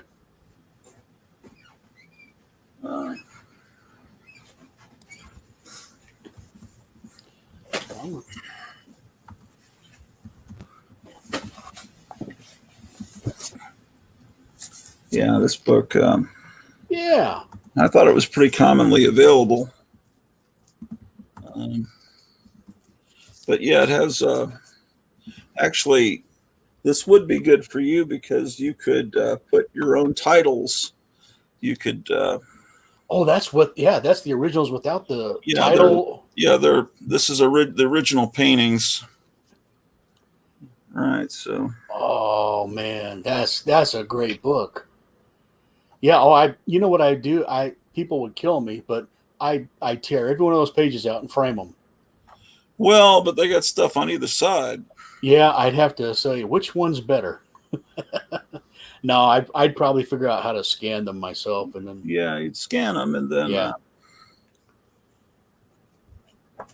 yeah, like this one, you could probably put Joe Biden's head on that guy, like he's rescuing her from Afghanistan. What a hero! Because he did an excellent job. He said so.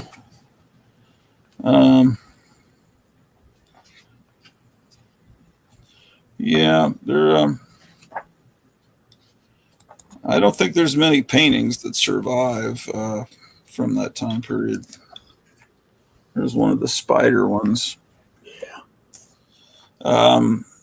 You'd probably be able to find some of these online that maybe aren't in this book through maybe Heritage Auctions website. Right. Because they'll have some of this up for. Hey, Tylux. There we go. Yeah, I don't know what happened. It just kind of stopped working. I unplugged it, replugged it back up, and worked fine. Sure. Why not? Yeah. So where are you at, Tylux? Oh, boy. I swear I'm not doing anything. You must have a loose wire. Oh, boy. Well, we remember Tylux fondly. He really touched all of our lives when he. I've never seen his name before. I've seen it once or twice. He has shown up a couple of times. On my stream or yours? I'm probably yours. You get more views. There's old Frankenberry. Frankenberry poster. I just found some Frankenberry and Booberry at the corner convenience store. So they're still being sold. That's good. Yeah, and it has art that looks like it's a very good simulation of the 70s art this year. They bring it back every year for Halloween, but it doesn't taste quite the same. But this year, I looked for it at Walmart. It wasn't there, but I understand at Sam's Club, we're not members. They have a new cereal this year called Monster Mash that has all the different fake marshmallows from all the different cereals mixed in. I too am not a member of any group that wants me to join as a special member. Tylux, we hope you can last more than 30 seconds this time. I do too. I have no idea what's going on. I'm assuming it's just maybe because I wasn't logged into SteamYard, maybe. Yeah, probably. I don't know. Where are you at? What part of the country? Are you in? Or? South Carolina. Oh, that's right. So, I mean, the weather's great. As far as I know, there's no internet issues or anything like that down here. Usually it works fine, but I also just got this camera. So okay, we'll see how this goes. So where are we at? What are we showing? What are we doing? Oh, we're just goofing off and looking at piles of reprints. The Mighty Thor one that I said I had. Yes, Marvel Spectacular. Let me put you on full screen. Mm-hmm. Yes, that's a great book. I think that's Thor 133, if my memory serves me correctly. It probably doesn't, but it's a great. I think that's right. We'll see. Or 143. It's in that ballpark. Yeah. Let's see what we got here. It's actually a really nice copy too. I'm lucky I found it. 142. Oh, okay. Well, I was almost a home run. Yeah. Back when I first started collecting, I mean, just as it is now, if you want Jack Kirby, you're going to pay for it. So when I found this for I think it was like $3 or $4, I jumped on it because I was like, yeah. So you primarily you're more modern than Gratu and I. Yeah, I started in I started about 10 years ago actually collecting. So I started pulling whatever was coming out current, and then started going backwards from there. And since then, it's just been grabbing whatever I can find wherever. Old, new. Sometimes the new's good, sometimes it's not. Sometimes, I mean, a lot of times older stuff's a whole lot better, especially artwork wise. You're in South Carolina. You a Gamecock fan? Actually, I'm a Tiger fan. They're about to play today. I think they're playing Georgia today. Which Tiger? Clemson Tigers. Oh, Yeah, I'm in the minority here. There's mostly Gamecock fans, but there's some of us. Since I'm upstate South Carolina, I've always done the Tigers for years and years. I'm an Alabama fan, not because they've won a lot of championships lately. I've been a fan since '92. I was about to say, a lot of new people when they're like, or younger people when they're like they're Alabama fans. I was like, yeah, but that's just because you don't. I have to clarify because hey, you know, I've done through a lot of the lean years, but I always respected them. I like their old coach, Gene Stallings. These names might not mean anything to anybody watching, but so I don't know if are there good games on today. I'm probably getting ready to miss or. Like I said, Clemson's playing Georgia, and I think it's like the first game of the season. Well, that's so a good game. It's kind of like testing the waters. We'll see how our year's gonna go. You bet. All right. And Gratu, just motion for me if you want to show anything in the meantime. Not yet. Let's see. The Red Sonja I have is Marvel Feature, not Marvel Spectacular. I got number 1. Yep. And then I've got number 7, which I think is. Are those really reprints, or are they just real stories? No, they're not reprints. Oh, they're not? No. That's I think they're reprints. I think that's her before she got her own title. Yes. Oh, I think it is. Yeah. I could have sworn this was the what was Conan? What was the Conan where she showed up first? 24, 23? Something like that. Something like that. I could have sworn this was a reprint of that because that looked like the same cover. When she first appeared, she didn't have the bikini. It was more she had a more modest outfit. I think it was chainmail, but it covered more of her. More battle ready. I mean, I know guys in the 70s wanted to see the bikini, but that is the most unrealistic battle. So unrealistic. Yeah. Marvel, I don't think Marvel Feature was a reprint title. No, that's what we're establishing. I think that's the real deal. Actually, back then, in ancient Greece and everything, they don't show it in movies because it might be disturbing, but people went into battle naked. Yeah. Because what they found is that if you wore fabric and you were cut with a sword, that little fabric fibers got into the wound and then it killed you. It was created an infection. So it'd be better to be cut just bare flesh. You'd survive better somehow. So it's not the type movie I'd want to watch, but apparently they didn't wear anything. Yeah, you're right. This is not. They're not reprints. They're actual what she had, I guess, before her own series. Yeah, that's that one with the white cover. Maybe the first Red Sonja solo feature. Outside of maybe one of the magazines. I don't know. I think Marvel. If you want some amazing nostalgia, I don't know who was it who wanted the impossible body, but they sent in the coupon. Yeah, they cut the whole bottom. They may have been wanting the ad on the back. Yeah, it could have been for the. Well, no, it cuts into the coupon for the ad on the back. Oh. So they really wanted that impossible body. Yeah. Yeah, they didn't want to go to LaSalle University or whatever that is. They wanted to get that body so they could beat up their fellow comic book collectors and get all their books. It's a win-win. You think about it, the ads really were kind of insulting. They figured that if you were reading this comic book, you're kind of a pussy and a loser. All the ads were like aimed at, Well, I love the Yeah. words. You need to Okay. gain weight, you 98-pound weakling. Yeah. The local con that we have here. Oh, this one has the back ad intact. So, the local con that we have here in South Carolina. The first year I went, I heard a guy across the street who was at a pub say something smart about I should just go over there and just take all their comic books. And I was like, dude, if I were to go get the guy who's cosplaying Captain America right now, if you can beat him, we'll give you a trophy, because he was built like Captain America. He was huge,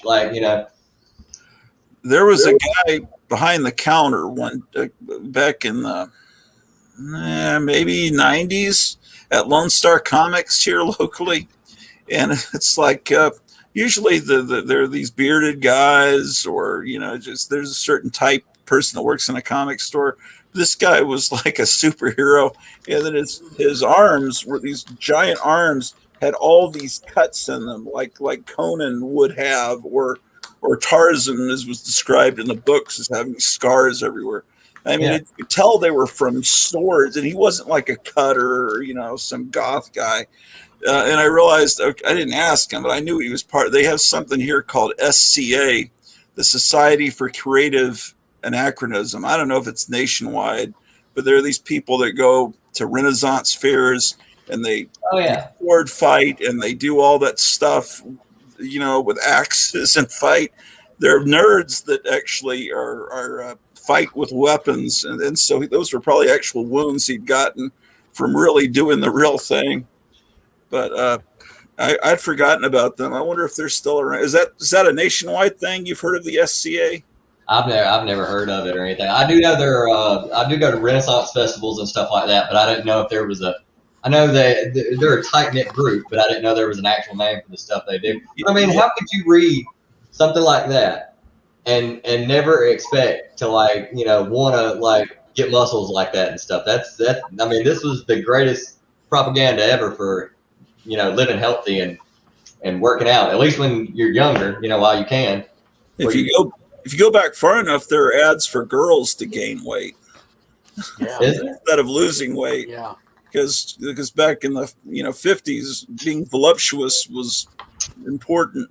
Oh, it's made a comeback. It's made a comeback. I'm definitely a fan.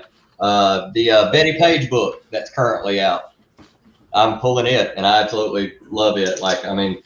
If you come down here to the South, if you say the word Betty Page, every man's just like, oh yeah. I mean, it doesn't matter if they're 10 or if they're 60. It's an ongoing thing. Yeah. Well, hey, we're getting joined. Well, I wish we were joined by Shannon. Shannon, please check the chat and the link. Feel free to jump on here. And while you're doing that, hopefully, Shannon, let me show you this Marvel double feature reprint. It's number 7. Good cap cover, but the Iron Man story has got the golden age, or not golden age, but the golden armor with that great miniskirt action. Oh yeah. So he had to go back to his old armor for some reason in this story? Well, it says suspense number 40, and I'm thinking that'd be his 3rd appearance, but the art looks more current. It looks like that's what I thought. Yeah, exactly. Yeah, I bet if you read that, there's a reason he's gone back to that armor. Like his current armor is out of commission or something, because that looks late 60s to me. Well, he's fighting the Melter. And so I suspect the Melter has melted his current armor. That's got to be it, yeah. Yeah. Good stuff, though. Good. I just give stuff's incredible. You gotta love Thor on a motorcycle. Yeah, let me get your screen here. Oh yeah. Thor on a motorcycle just riding around swinging the hammer. I mean, what's better than that? I mean, that's show us the cover so I can remember where that's from. It's Marvel Spectacular number 13. Oh, okay, yeah, that's the scroll story. Yeah, the Super Scroll. Yeah. And I mean, I looked up. I think I bought this for $1 out of a dollar bin somewhere. And I mean, it didn't cost me a whole lot at all. And it's really It's got one color breaking tick, and the colors are really vibrant. The white's white. I was just like, oh yeah, why is this here for $1? So I snatched it up. Those reprints are very affordable. Mm-hmm. A lot of. I think people are going to start collecting them more, but for years that has been something that's been in the dollar or quarter bins back in the days, because people, I guess, want the originals. Oh well, they're reprinting modern books now. They're doing it to where, like, I think they just did one for the first appearance of Miles Morales. They already reprinted his first appearance because it's just gone insane. Yeah, that's that white cover where he's pulling his mask off and crying or something. Something like that. Ultimate Fallout or something. Yeah. Yeah, Ultimate Fallout 4 or something. I just never. Yeah, it's apparently the store, this local comic store, I think they got about 2,000-3,000 copies of that issue, literally, when it came out, and it was worthless and no one cared about it. And so the owner would give it away on Free Comic Day, and it put the store stamp on it. And now he still has, I think, about 1,000 left, and now it's climbed up, and a lot of them already have the store stamp on them. And apparently it's become notorious in collecting circles. Why do all these comics have this store stamp on them? I remember years ago, I was digging through back issues at the store I was going to for a while, and I found there was 2 copies of it, 2 copies of Ultimate Fallout 4. Still, one was in the poly bag, one without, and they were both. I think the one in the poly bag was $10, and the other one was $5. And I kicked myself for not getting them now, because I mean, even though it's really, you know, Miles isn't my cup of tea. I mean, if I could sell those and then expand what I want. Well, yeah, I just don't know. I've always just bought what I liked, and I don't know who that character is. It's just, I think originally it was like, you know, the whole Marvel Ultimate Universe. It was an alternate universe kind of thing, and they did it to get younger readers to want to read stuff, you know, and feel like they're a part of it. And yeah, that's what they're doing. And I didn't realize until someone made it more clear to me. I was listening to somebody's podcast on YouTube yesterday, is that all of these changes happened about 7-8 years ago. And these younger people that are like 20 think that these things have been the way it's been forever. Yeah. I think Miles came out, Marvel Ultimate came out in like 2000. So it was like right after the first crash or whatever. Okay. Well, they realized that people weren't reading these books. People were just buying them and speculating on them. And when people stopped caring about all that, oh, that's incredible. Yeah, that's it. That's it right there. True believers. Oh, yeah. So they've reprinted it again, of course. Right. Of course. Yeah, I mean, it would be interesting to flip through that to see if all the pages are in that reprint, because it feels thick, so I think everything's there. Yeah, I don't think they edit those True Believers. No, I think they have the ads and everything. We were saying, Tylox, is that in the 70s they didn't have the same page count they had in the 60s. So I've understood that in the 70s reprints they would edit out a page. It's even got the Tales of Asgard, the backup. So I think it's complete. Does yours have Tales of Asgard in the back? That may be where they saved the page count. Yeah, it does right there. I'll flip right to it. That'll never happen ever again. Okay. Tales of Asgard, Home of the Mighty Norse Gods, Aftermath. Oh, well, this one says, "We who are about to die." Oh, there you go. See, that's how they get you. Oh, they took it from a different issue. They might have, yeah. Because they wanted to have a shorter story, probably. Of course, they give you the this is how many pages? Oh, it doesn't give you a page number? I thought they had numbers on it. So yeah, I don't know how many. Yeah, I tell you, Gratu, one day I'm just gonna have to go and figure out what pages. I bet you comics.org. Some guy's probably already done all that research. I was just gonna say somebody's done this work already. Yeah. Oh yeah, original. Let's see. It says at the bottom, originally printed in Thor 128. So it's basically like you're getting 128, a little snippet of 128, and all of 142. Right, or the Thor story at least. Yeah. Yeah.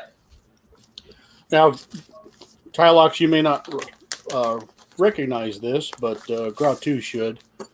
Another good reprint, if you want to reprint some of the old Avengers.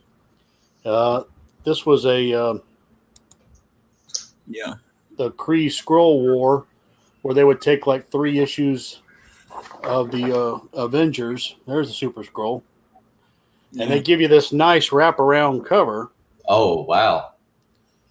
Suitable for framing. And there's one, and then there was number 2. It's a good outer space. Yeah. I'll get it out of the bag here. We did that with Doctor Strange and some other comics too, that treatment. Wow. That Thor comic we were just looking at, there's an issue of Hellboy that's a tribute to that cover that would be worth seeking out, because put it next to it, it looks really cool. It's a good vision. Which one? The one that I had or the one that he had?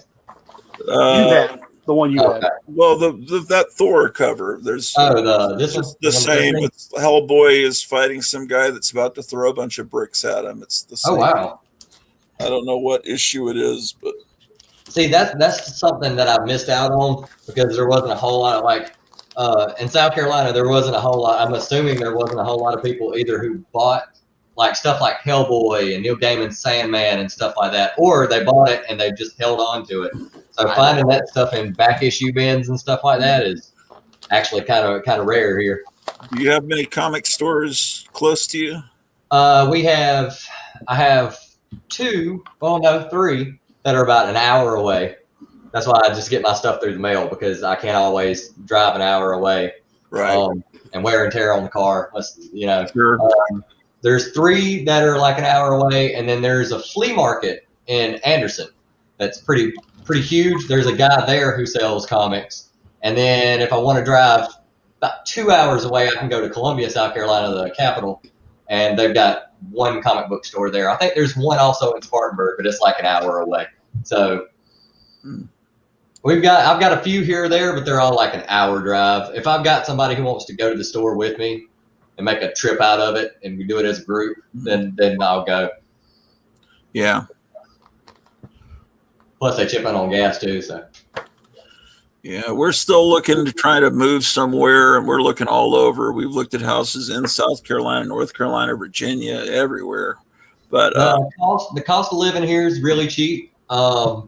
If you're looking for like if you're into nightlife and stuff like that, you want Greenville, Spartanburg. But I just always live on like right on the outskirt edge. That way I can have the, quiet piece of the country, but then I can drive maybe that's a little bit.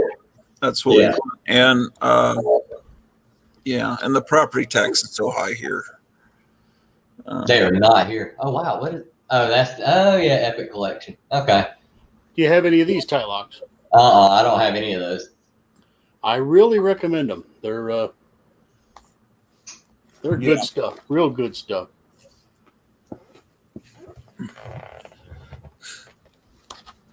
I'm gonna go see if my phone's got some charge on it, so I show some stuff in the other room. I'll bring this lantern with me. So tie locks right after the death of Gwen Stacy, and to me, everything stopped in 1993. There is no new Gwen or stuff like that. Yeah. Right after the death of the Green Goblin, Power Man shows up. Luke Cage. It's a great cover there for Spider-Man. Oh, that is awesome. So I don't know if you watch the Graphic Man show on Wednesdays, but here and there. I'm usually at work, but I try to catch stuff on replays. I turned a movie poster into a Power Man and Iron Fist homage, I guess you could call it. One of the little doodads I do. Well, that's the way they used to do it. They used to, they would introduce a new character in like an established book. It's just like with professional wrestling. If you want to get a new wrestler over, you put them in the ring with somebody who's already drawing people to watch. Yeah. And then they help get them out, and that's the way they did it. Now it seems more they'll do like a mini, like a 6-issue or 4-issue mini, and if that sells really well, then there'll be something ongoing, which kind of I get it from a business standpoint, but it really irks me if I read something that I'm actually enjoying, and then it gets to 6 issues, and it's like, next year, or I'm like, man, come on, you actually give me something good, keep it going, don't slow down. You mentioned wrestling. You being in the Carolina area, I can't imagine anybody being a wrestling fan where you live. No, not the nature boy, Ric Flair, and all that stuff. The Ric Flair and Dusty Rhodes, not around here. You bet. Yeah, those are my boys. Are you familiar with one of our 4-color fossils, Dr. Silver Age? Here's my rendition of him. Yeah, I've been following Doc Silver Age since I had an older YouTube channel years ago. He can do a great Dusty Rhodes impersonation. And I tell you, if you closed your eyes and heard him, you'd think, he's talking to me on my phone. Wow. Yeah. It's you got to get that list down. He can do it. He can do it. I showed a friend of mine who's not into wrestling at all, never has been, never. And I showed him the legendary Dusty Rhodes promo about Hard Times when he was going to face Ric Flair for like the second time or something like that. And he was like, hey, I can't stop looking at his hair. Like I've never, like he had the perm and everything. And I was like, listen to what he says, man. He really sells it. Like, he starts talking about, put your hand up to the TV. Your hand is my hand. We're in this together. You're my people. You're helping me fight this together. And I was like, yeah, you'll never get that over now. But back then, people ate it up, hook, line, and sinker. Oh man. Did you watch Ric Flair on NWA 73? I don't know what. The NWA was National Wrestling Alliance. Right. Yeah. Right, but you said 73, and I don't know. Yeah, it's the number for the episodes. They brought back NWA. Now it's a weekly running TV show again. Okay, before COVID, I was watching that, and I loved the guy that used to be. I always forget his name. It was at WWE. He had a dark beard, and for a while there, they teamed him up with The Miz, and he was the perfect double of The Miz. Oh, Damian Sandow. Yes. Yeah, I love Damian Sandow. Oh, he did that perfect. He was on the new NWA. Yeah. And with this triple black belt karate gimmick they got going or whatever, I thought that was absolutely bonkers funny. Oh, then, he is so good. The stupid Wuhan virus shut everything down, and I don't know what's going on again. But they're still doing shows. They just did a show that was like. It was like episode 73, and since Ric Flair's no longer employed by WWE, he's going around, and when they said, hey, we're doing a NWA, I think it was 73, I think it was it might even be like the 73rd year anniversary. They got Rick to come, and he got in the ring, and he talked for a little bit, and he gave one of his great motivational speeches of how, I think my favorite part was he said something about every night I got in this ring and I tried to give you guys the best show possible. And I'm happy to say that every night I let you down because I couldn't give you what you deserved or something like that. And man, people were welling up. It was, and I think it happened in like North Carolina or something like that. It was pretty powerful. And he started wooing and running the ropes and saying that he thought, I thought you guys wanted me to come challenge for the championship again. And we're all like, oh, Rick, don't do it. Please don't. Please don't start. Don't start because we want you to do it. And we, Rick's like, what, 105 years old now? Yeah. So let's not get him hurt. No, I loved it when he was fighting Sting, the Great American Bash. Oh, so good. Yeah, and, that's when I came up. That's I was a little Stinger as a kid, and I loved Sting, and there was Vader, and Ron Simmons, and so that's what I was watching as a kid. Plus, I got Undertaker and all the WWE stuff and stuff like that. So you got the new and the old. There was like a changing of the guard, but you got to see it all. Yeah, Dr. Silver Age isn't a part of this, but he would be loving to listen to both of us right now. He'd probably be loving my hat too. He's an old wrestling fan. Red Sox. Yeah. Mm-hmm. I can't see it so good, but I imagine that's what it is. Yeah. Yeah. There it is. Yeah. Okay. Yeah. And Gratu's trying to set up a camera, but it's giving them some difficulty. So, Man, technology. I'm telling you, it's a gift and a curse. but I'm sure we're totally entertaining the audience with this great wrestling trip down memory lane. Oh yeah. No, that was the best wrestling. Just incredible. And Sting would fight the great Mutu, or I'm mispronouncing Muda, the great Muda. Yeah, there it is. Oh, his manager was Gary Hart, the great Gary Hart. Oh, I love Gary Hart. The great thing about Muda, I mean, he's going 25 minutes with you in the ring, and then all of a sudden he turns around and just spits that green mist out at you. Mm-hmm. And he's been holding that in his mouth for the whole walk down to the ring, all the action in the ring, and then finally he lets it loose. Mm-hmm. It's just like I'm watching a magic show and wrestling at the same time. It's there's been a couple guys who's done that. He was the first one to do it, and now there's let's see, who is the newer guy who I really liked? Tajiri. They call him the Japanese buzzsaw. He did that for a while too, and I think he even asked Great Muda, "Hey, can I take your stick? Okay. Like, I don't take it from you, but can I use it too?" Yeah. And because that's the way they do, they're real respectful. They ask permission and stuff like that. That's good. So he started using it too, and everybody's like, "How did he do that?" There's a new lady wrestler, Asuka. She's the same thing. She uses the green mist too, and she asked for permission. It was really funny because she asked Tajiri, and he was like, "I wasn't the first one to do it. Don't ask me."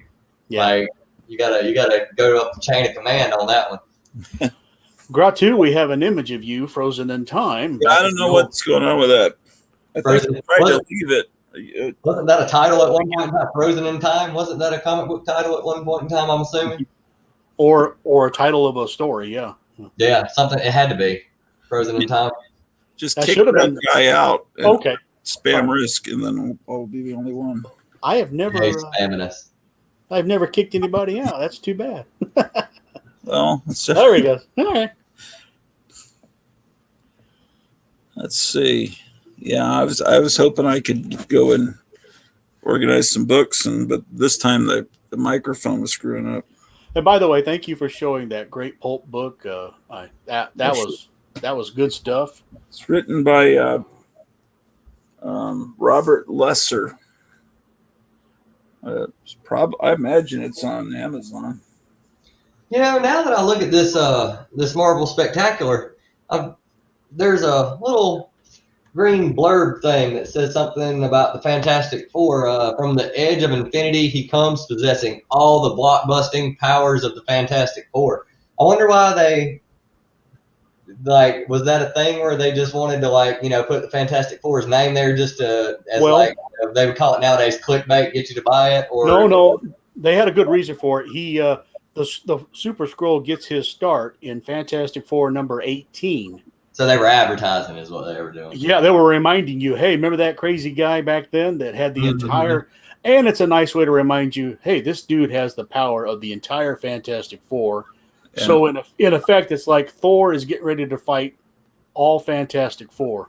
So and the Fantastic Four was the flagship comic of Marvel along with Spider-Man. So if you associate that with the Fantastic Thor – didn't sell as well, so it was an attempt to get your attention because Fantastic Four was a huge, because back then it was fantastic. It's so what you were asking, is this a weird form of name dropping or something like that?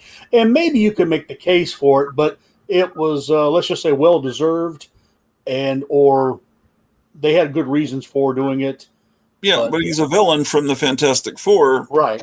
Yeah, so he's customized to them. So, I think is unusual because they haven't used the Skrull has been like a key part of Marvel's history, and they haven't used them in the movie yet.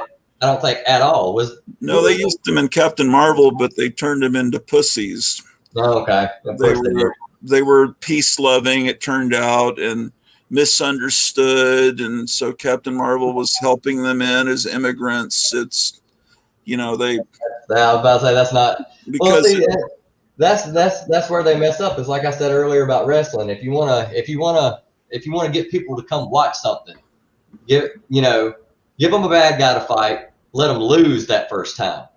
yeah, Maybe lose the second time, and then build it up, and then you have the epic clash at the end where the hero wins all, and you get that big emotional feeling out of it. You get emotionally invested in it. yeah, but what they're trying to be is more nuanced now, and so the villains are, you know, they really have a nice side to them, and so you don't have total evil. You have a race of aliens that's total evil. They couldn't do that with their modern sensibilities. But you know, sometimes that works when you humanize it. Sometimes it does. Like Thanos or Magneto, and you show, okay, they have a reason they're doing this, and okay, but yep. Oh, Shannon's here. I didn't see. The Thanos thing, I really did love, because it was kind of like you saw where he was coming from, but at the same time, you can't just bend and give. Just, it was that great epic struggle of who's right, who's wrong. There's a purple Bill Gates, a purple Dr. Fauci that wants to eliminate half the population. Shannon, we welcome Shannon, the hardest guy to get a hold of on the internet. I say that with all love and respect, but he keeps showing up in my Instagram feed every time I get on Instagram. I see you. Instagram keeps suggesting that I follow him. Well, you should do what every social media platform wants you to do, Tyler. Of course. Shannon, you having a good day? Pretty good. How about you, gentlemen? Pretty good. Doing good. I am on a board Saturday, and I sent a text to Gratu, says, "Hey, I'm going to go on. I know it's not Wednesday night, but I'm going to go on." So, and I was also advertising a few times where I had your picture I made. For some reason, I'm getting like a delay and like 2 or 3 conversations are going on at once there. I don't know. Okay. Well, I've been advertising for Monday at 3 p.m. Eastern. And so that's the little image I've been showing of you. So trying to get the word out. And that's probably the 4th time I've shown that. So.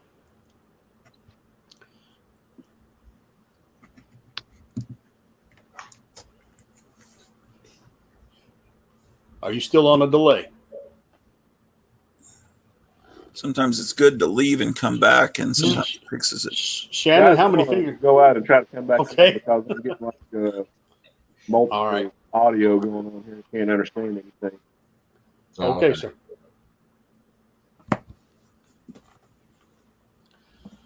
Well, earlier we had brief appearances of Tylox, and so now we're having brief appearances of Shannon. So. Yeah.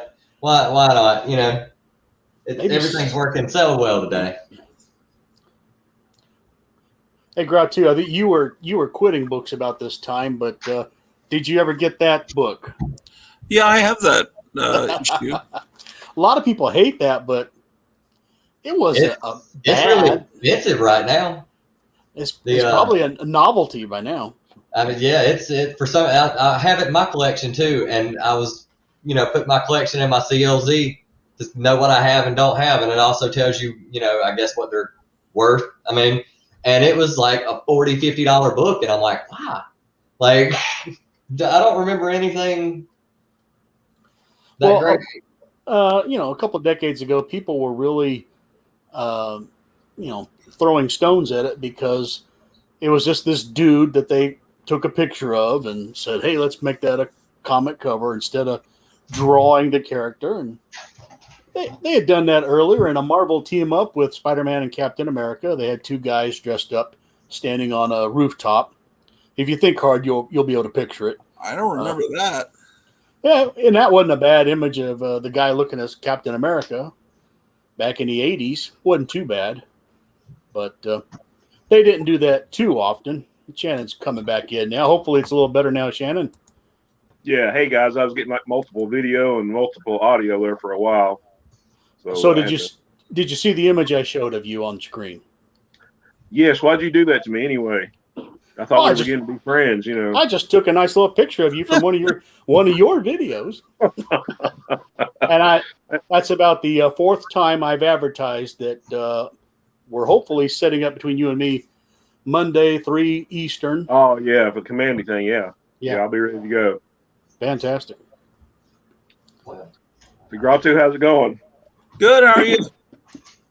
Oh, I'm glad to have a long weekend. We actually got 4 days for Labor Day, so I had yesterday and we have 3 Monday. So yeah. We have a 3-day weekend. I don't know what to do with myself.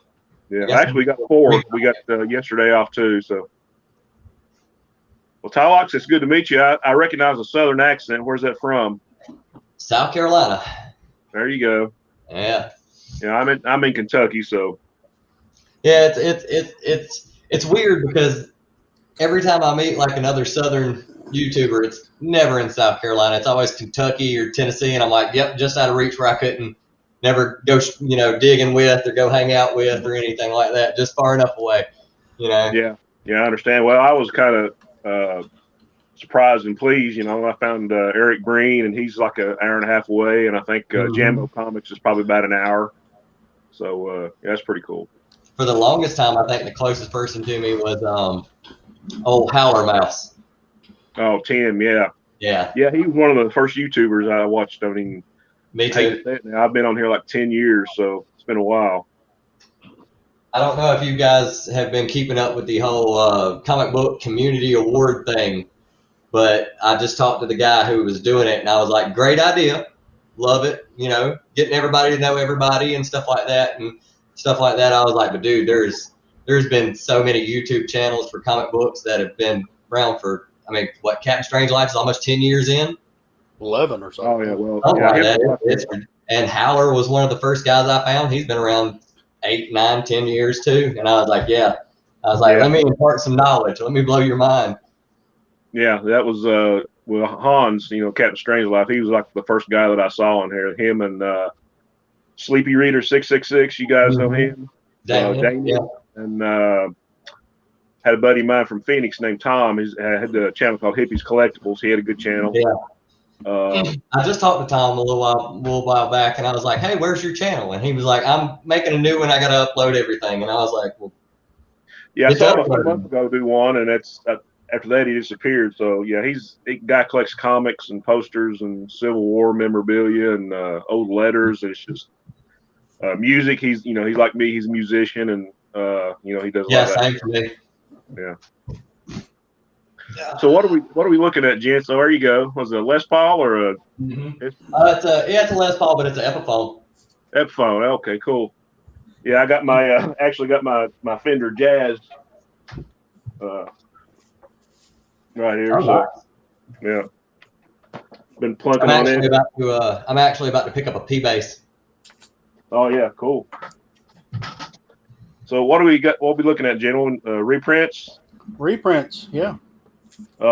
What's the criteria here? Hopefully it reprints silver or bronze, but yeah, you can show anything. We don't care. I got a bunch of stuff on the shelf. I got a lot of those DC archive editions and stuff like that, but I pulled out a couple boxes with some reprint stuff in it.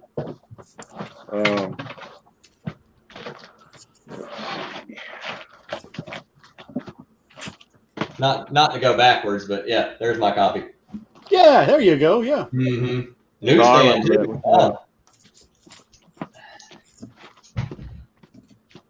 And that's not a bad story. I don't know if Tylex can hear me off camera, but some guy takes a picture of Peter Parker changing out a Spider-Man costume, and he has to go and find this guy to get that camera. It's a pretty good little story, but they hated that cover, and now because they hated it so much, it's worth some money. So, not that I care. I got it. I ain't gonna chase it. But, what was your thoughts on this when it first happened? The changing of the costume. I didn't like it. Around the same time, they changed Iron Man's armor to this weird white and red armor. They made Captain America the Captain with a black costume and a different shield. And then Thor got injured, so he had to wear armor and had a beard. And it's like they're just changing everybody for the change sake. At the time, that's what I thought. Now they probably had this all well thought out, but I just thought they're bored or something. But I hated all of it. Yeah. Yeah. Same here. And then when the Ultimate comic line started, I'm sorry. There you go. Let me get you full screen. Oh yeah.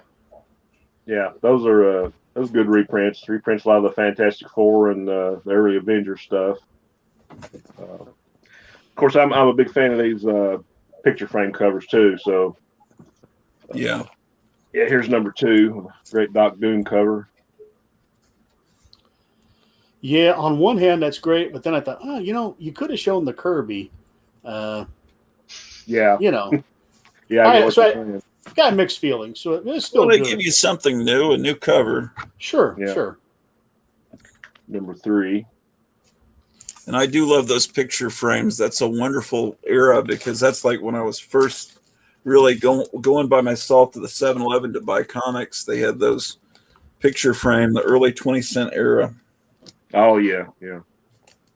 I think it's really great that, like, when I hear people say, "Oh, we used to go get them at the gas station and stuff like that," that's in the '90s. They still that's where me and my friends got them from. That's how it started. Magazines on the magazine rack, and then there was a few comics here. They were usually Batman or Superman. Sure. Yeah, back when I was a kid, I mean, I hadn't even heard of a comic shop. It was like the mid '80s before I actually got to go to one. So it. Yeah. And we, I grew up in a pretty rural area, so it was all, mom and pop stores and go to the Rexall drugstore maybe, and just, if we were lucky, we'd go to IGA,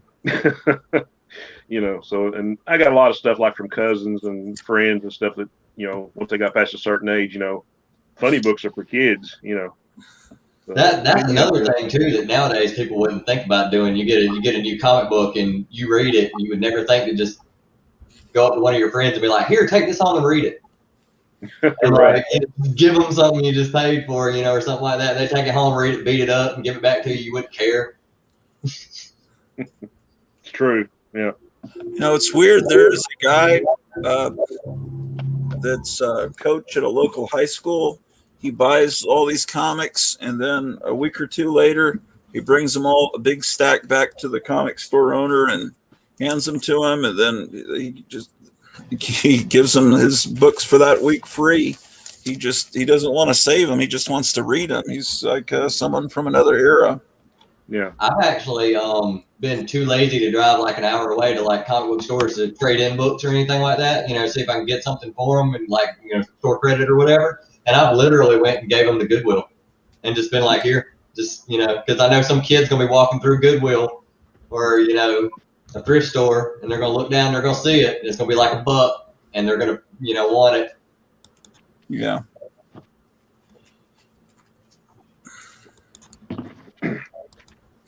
Guys, I'm not sure because it's been so long since I read these, but were any of these reprints or? Yes. They reprinted Strange Tales. Right. And Okay. Golden Age, and I think there was a Golden Age story mixed with a Strange Tales story, right? Yeah, you're right. Yeah. That was a fun comic. Oh yeah. Yeah, I just pulled that one out too, Micah. Yeah. Human Torch. Yeah, Gratu says I have everything within hand's reach. So They pushed Human Torch. sometimes I do. So hard. Oh yeah. I need to complete that one. They really wanted the Human Torch to be the thing that carried the flag. I think you'd be better off with an Epic, though. I don't know if Epic did Strange Tales, but sometimes, this doesn't look too bad, but sometimes the print would be a little blurry. Maybe that was just the individual comic, so maybe it was in a bad 7-Eleven or something. But sometimes reprinting it was kind of hit or miss. Right. You know what I mean. Yeah. Sometimes you'd be better off getting the original. The 60s is better preserved than the 70 reprint. So Yeah. But they're great covers. Those Human Torch, great covers. Well, one good thing about it, I mean, even if the stories are crap, you got a new cover on the book. So I always wondered why that was, because I mean, me younger, I'm not a huge FF, Fantastic Four fan, but my favorite character out of the FF was always a Human Torch. So I always wondered why, back in the day, why he didn't take off and get his own title. I think they ended up going with Spider-Man, because originally that slot was supposed to be for him, and kids ended up liking Spider-Man better. So I always wondered that. I was like, man, if there would have been a ongoing, just Human Torch book, I'd have been, because I mean, Johnny was my favorite, Yeah, well, I don't know if you were asking really, Tylox, the question. By then, the generations wouldn't have cared what in the world Strange Tales is. And that's where those Human Torch books started from. So that's why they give it a new title, Human Torch. But he basically took over the title of Strange Tales, which was a mystery monster book type.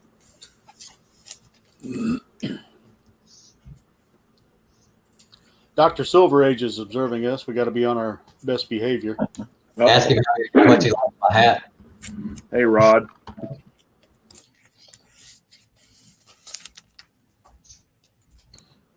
Brought through you bagging and boarding, or? Yeah, these are treasury size. Oh, cool! Yeah. So I bagged and boarded all my treasury books, but I still have all these left. So I'm going to put them into the sleeves, and then I'm going to start putting other things in, like they're a little bit too big for magazine bags. I'm just going to have these just to sleeve. Yeah, I think. Those. I mean, I need to do that to mine. I actually watched a video. I know you guys know After Comics, Alan. Yeah. He had a couple of videos where he featured the Treasury editions and the DC Limited collectors and the first famous firsts and all that. And he found out that I guess as far as a box goes, that the Time Life or the Life magazine box would fit the Treasuries. Yeah, I tried that, and some magazines fit and some didn't. I don't think the Life. Yeah. I think the magazines, the ones made for, I don't know. I'm constantly surprised what will fit and what won't. Yeah. There's a YouTuber called Vin Crew 12,000. He did a video where he was showing doing the whole top 50 thing, but he's got so many comics. He did top 50 indie, top 50 DC, top 50 Marvel. Well, he had one that was like magazines and treasury editions, and I was like, dude, where are you finding these? Like, I can't imagine. And he's like antique malls, thrift stores, just here and there. Yeah, I've known Vin Crew for a long time. He's a good guy. You guys ever pick up any of these X-Men issues when they went to reprints? No, I didn't. Some, yeah. Yeah. They're actually pretty valuable. Oh, yeah. How do you think that's a reprint? Yeah, they were reprint. X-Men was in reruns for years. Right. And those are a case where I still prefer the original cover. To the reprint. Yeah, I'll have to agree. I mean, there's some good stuff. You got Romita and Gil Kane and all that, but sure. I'm with you, Graphic.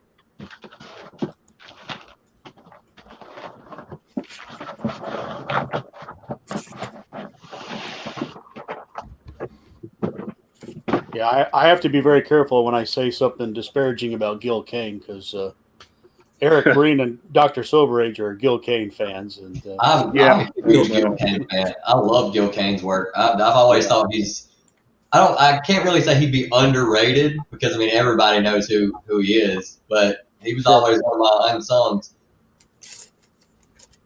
Well, if I could take you back, you remember Tales of Suspense, Iron Man versus the Angel? Yeah. Right. All right. Yeah. That's a great cover. And then they said, let's reprint that for giant size Iron Man #1. And they got Gil Kane to do the. Just compare those two sometimes, and you'll see. Right. Now I've just gotten in trouble with my fellow 4-color fossil fans. So. But, yeah. And I know another big Gil Kane fan is Dr. Von Chilla. That's his guy. Oh, really? Yeah. Oh, yeah. wanting to think. I put this up on Instagram yesterday not yesterday, on Thursday for Thor's Day. I'm wanting to say it was. Oh yeah. There you go. Oh yeah. Gil Kane, gotta love it. Yeah. Which actually they have now dug up underneath those guys, and they do have bodies. They're not just heads. Right. Now, I'm not totally against Gil. I think Gil did a great job on Spider-Man. I really like it there, but I didn't need him doing other things so much. Yeah, I think he was. I always looked at. You can't. He was like the master of the upturned nose shot. Yep, the nostril. I call him the nostril. The nostril shot. Yeah. Yeah, but I'm a big Kane fan, so. I saw it looks like you follow me, but it says follow back, so I need to Tylock, so I'm following you. Awesome. I think this is Gil Kane since you said Spider-Man. That's my even though I'm Tylock's the mighty, Spider-Man's my dude. I have more him than anything. Okay, no. I thought this was Gil Kane, but it's Ramita. Yeah. Oh, okay. Yeah. Yeah, that's Ramita.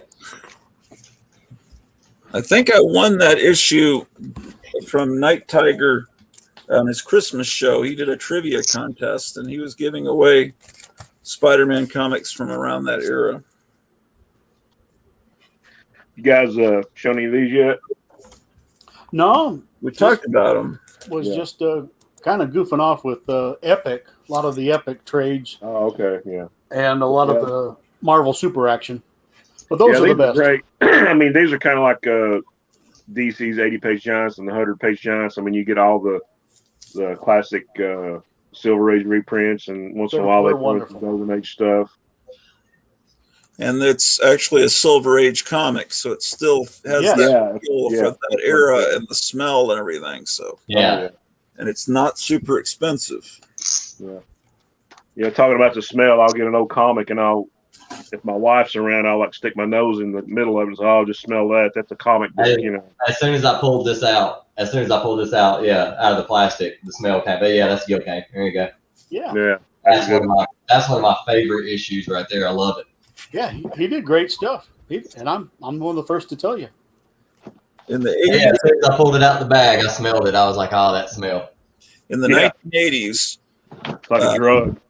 about twice a year, Lone Star Comics had this big giant warehouse building behind their store, not attached to it. And they would open it up and have sales, and there were just boxes as far as you can see. And I don't think any of the comics were bagged, and it was not air conditioned, and it was Texas summer heat.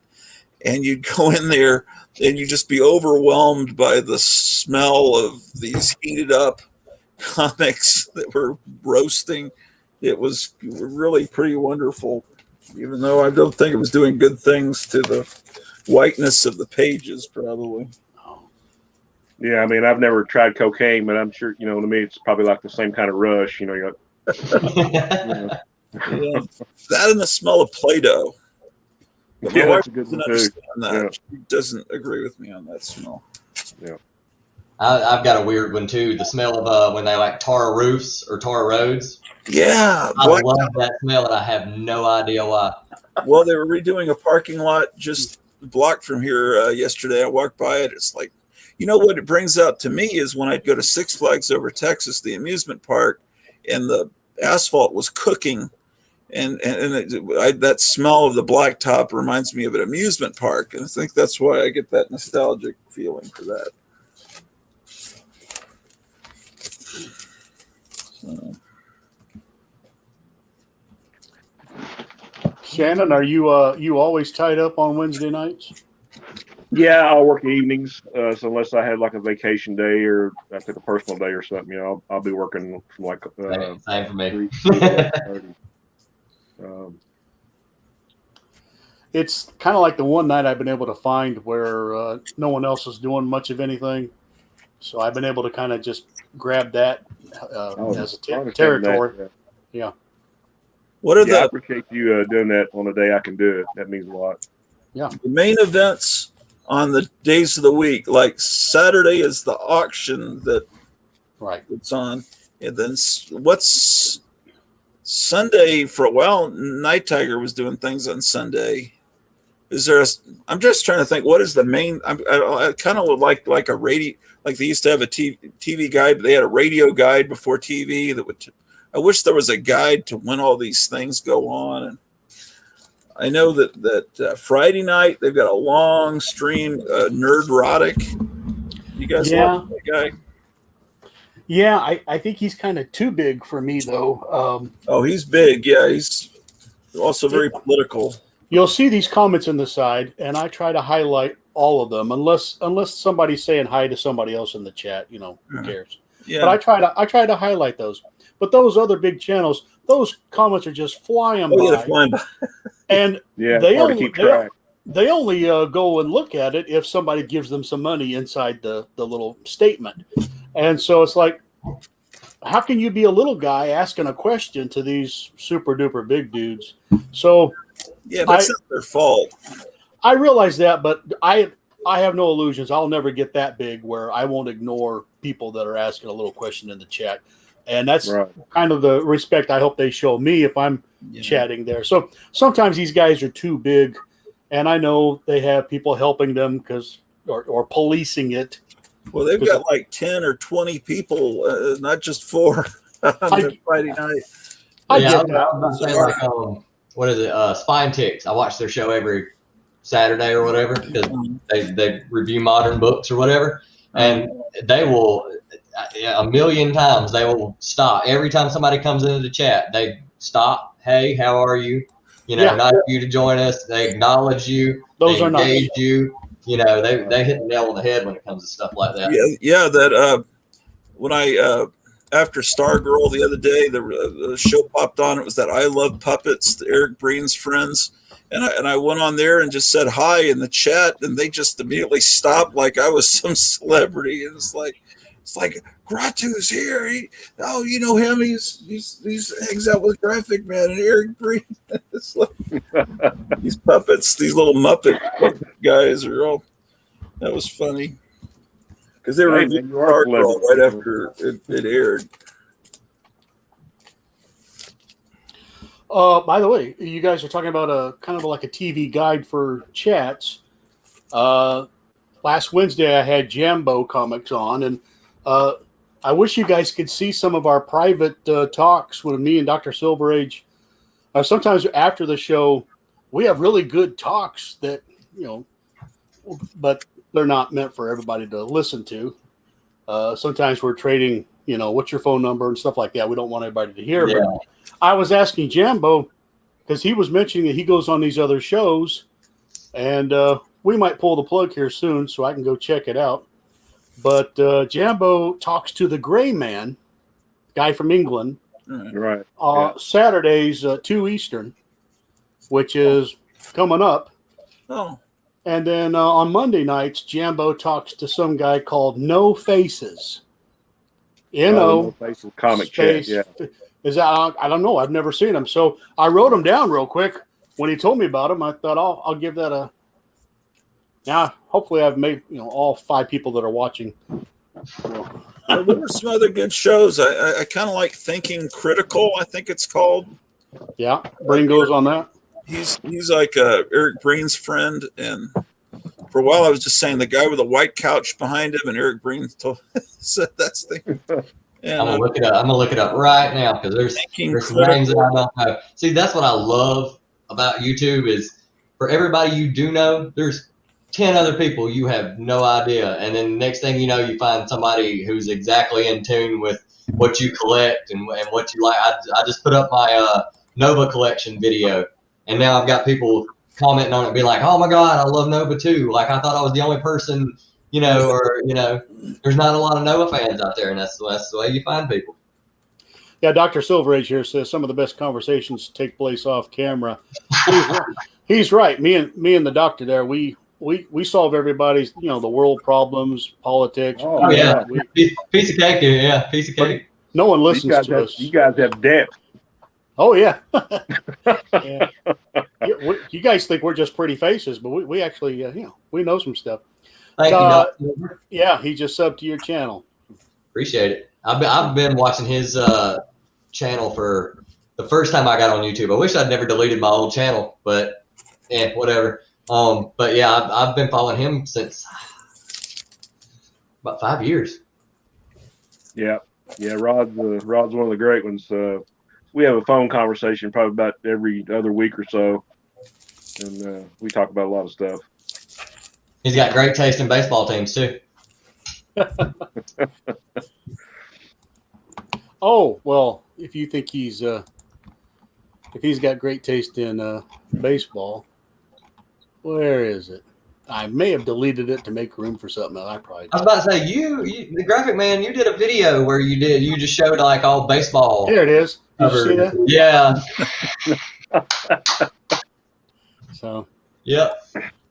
Yeah, you did all baseball coverage. I watched that episode, and I was like, "Oh, this is great." Oh yeah. Thank you. My favorite cartoons, my Looney Tune cartoons as a kid, was the ones where they would do Bugs Bunny when he was doing the baseball episodes. They had the Statue of Liberty calling people out and stuff. It was great. Yeah, I think Rod and I had a conversation about the 75 series because I'm a Reds fan. So we went at each other for a little while over the phone on that one. That team was so good. What were they called? They had a nickname. Big Red Machine. Huh? Big Red Machine. I know it was something like the Nasty Reds or the Mean Reds, or for a while they had like a little. Talking about the 1990 team, the Nasty Boys. Yeah. Those were the ones I remembered as a kid. That man. Because when I was a kid, I was a huge Braves fan too. So you have Braves and Reds. Yeah. Well, get up here and get on the screen if you want to. Come on. Cat or dog? Cat. He's a little camera shy. The other one, if I tell him to get in here and get up in my lap, he'll be in the camera. Come here. There you go. Say hey to everybody. I don't want to be on the graphic man. No, he really doesn't. He's a good one though. He's a baby still. He's only like a year old. The laziest cat I've ever had. And that's saying something for a cat. We are dog fans over here at Graphic Man headquarters. That's why you see all the Rin Tin Tin, Lassie, Scamp, Lady. I was big into Rin Tin Tin as a kid. That was one of my favorite TV shows. In the early 90s, they had a Rin Tin Tin show. Late 80s, 90s, and I loved that show. I watched it every week. We had a German Shepherd. I would have a dog now. I'm renting right now, so I can't have a dog. She was like, cats are fine, no dogs. I'm gonna fix that within the next year. Shannon, you want to show some? All right. Here's some stuff that's got some good reprints. Now, that's a hard cover to get because it's black. That's awesome. And there's always some sort of covered ding on it. Yours looks pretty good. Yeah. Yeah, it isn't too bad. It's probably maybe a fine plus or something. But, these black ones, I've actually got another copy of this I might have showed on a video. It's a slab copy. It's like a 5.0. But that looks better than a 5.0. Yeah. And let's see. Well, this is a repro. I've got the original on my shelf, but this was a good one. Matter of fact, now that I think about it, y'all would know better than I do. I think this is a reprint, but I'm not 100% sure. Go ahead. I don't think so. Looks like the real thing. Let's see what it says. No, I don't think it is. But I mean, I really couldn't be sure because I mean, this is the first ever kind of like horror ghostly kind of thing I've ever bought. Well, Tylock, start with the basics. Does it have a lousy barcode on it anywhere? Right. Nowhere. Okay. Nowhere in sight, and it's 12 center. Yeah. Yeah, I think with the Charlton stuff, a lot of time they would take some of the same contents and like put a different cover on it. Yeah. Yeah. So, and I don't know who what's his name, John Michael Winnett is, but your cursive's getting better. Well, good. Because we old timers, we can write in cursive. These young kids, they have no idea what cursive is. So right. I think I told. Let me go back to somebody the other day. I said, you know how pissed I was that I had to get chicken pox, and now they have a shot for it. Yeah, I actually have You have a shot for chickenpox. I didn't know that. Yeah, they have a vaccination that stopped you. Chickenpox will be gone within the next. Here's my original copy. Wow. Yeah. So you're hoarding them. You're hoarding them. I am hoarding them. Yes, I am. There you go. And you can have that copy right there for the low fee of $500. Right. Yeah. Yeah, I've got the duplicate sickness. It's what my buddy Eric Kay and I call it. Well, Silver Age Dave. Yeah, I was actually issues. I was fortunate enough to complete all the 100 pages maybe about 5 years ago. It only took me like 45 years, so you know. Well, Shannon, we'll pull the plug here after a little while. Is it okay if Dr. Silverage gives you all my contact information? Yeah, that's fine. Yeah, we can do it that way. Fantastic. And everybody, hopefully you'll stop what you're doing Monday around 3 Eastern and see what good Shannon's going to show us. It's going to show us some good Commandy. Let me put you back on screen here. Oh, when are y'all doing this on Commandy? Monday, 3 o'clock. We have the day off. I got some Commandy myself. We have the day off. I might have an issue or two. Yeah, you probably got more than I do. I think I've got like maybe 10 issues, but I've got the number 1, which is the one that everybody pines for. I should have all 59. And I have scans of number 60, which they didn't print. Yeah, I've got that too. Yeah, you got that 60 and 61. Yeah. Right. So okay, cool. Yeah, I've actually got a second generation set of all those canceled Comic Cavalcade copies. Okay.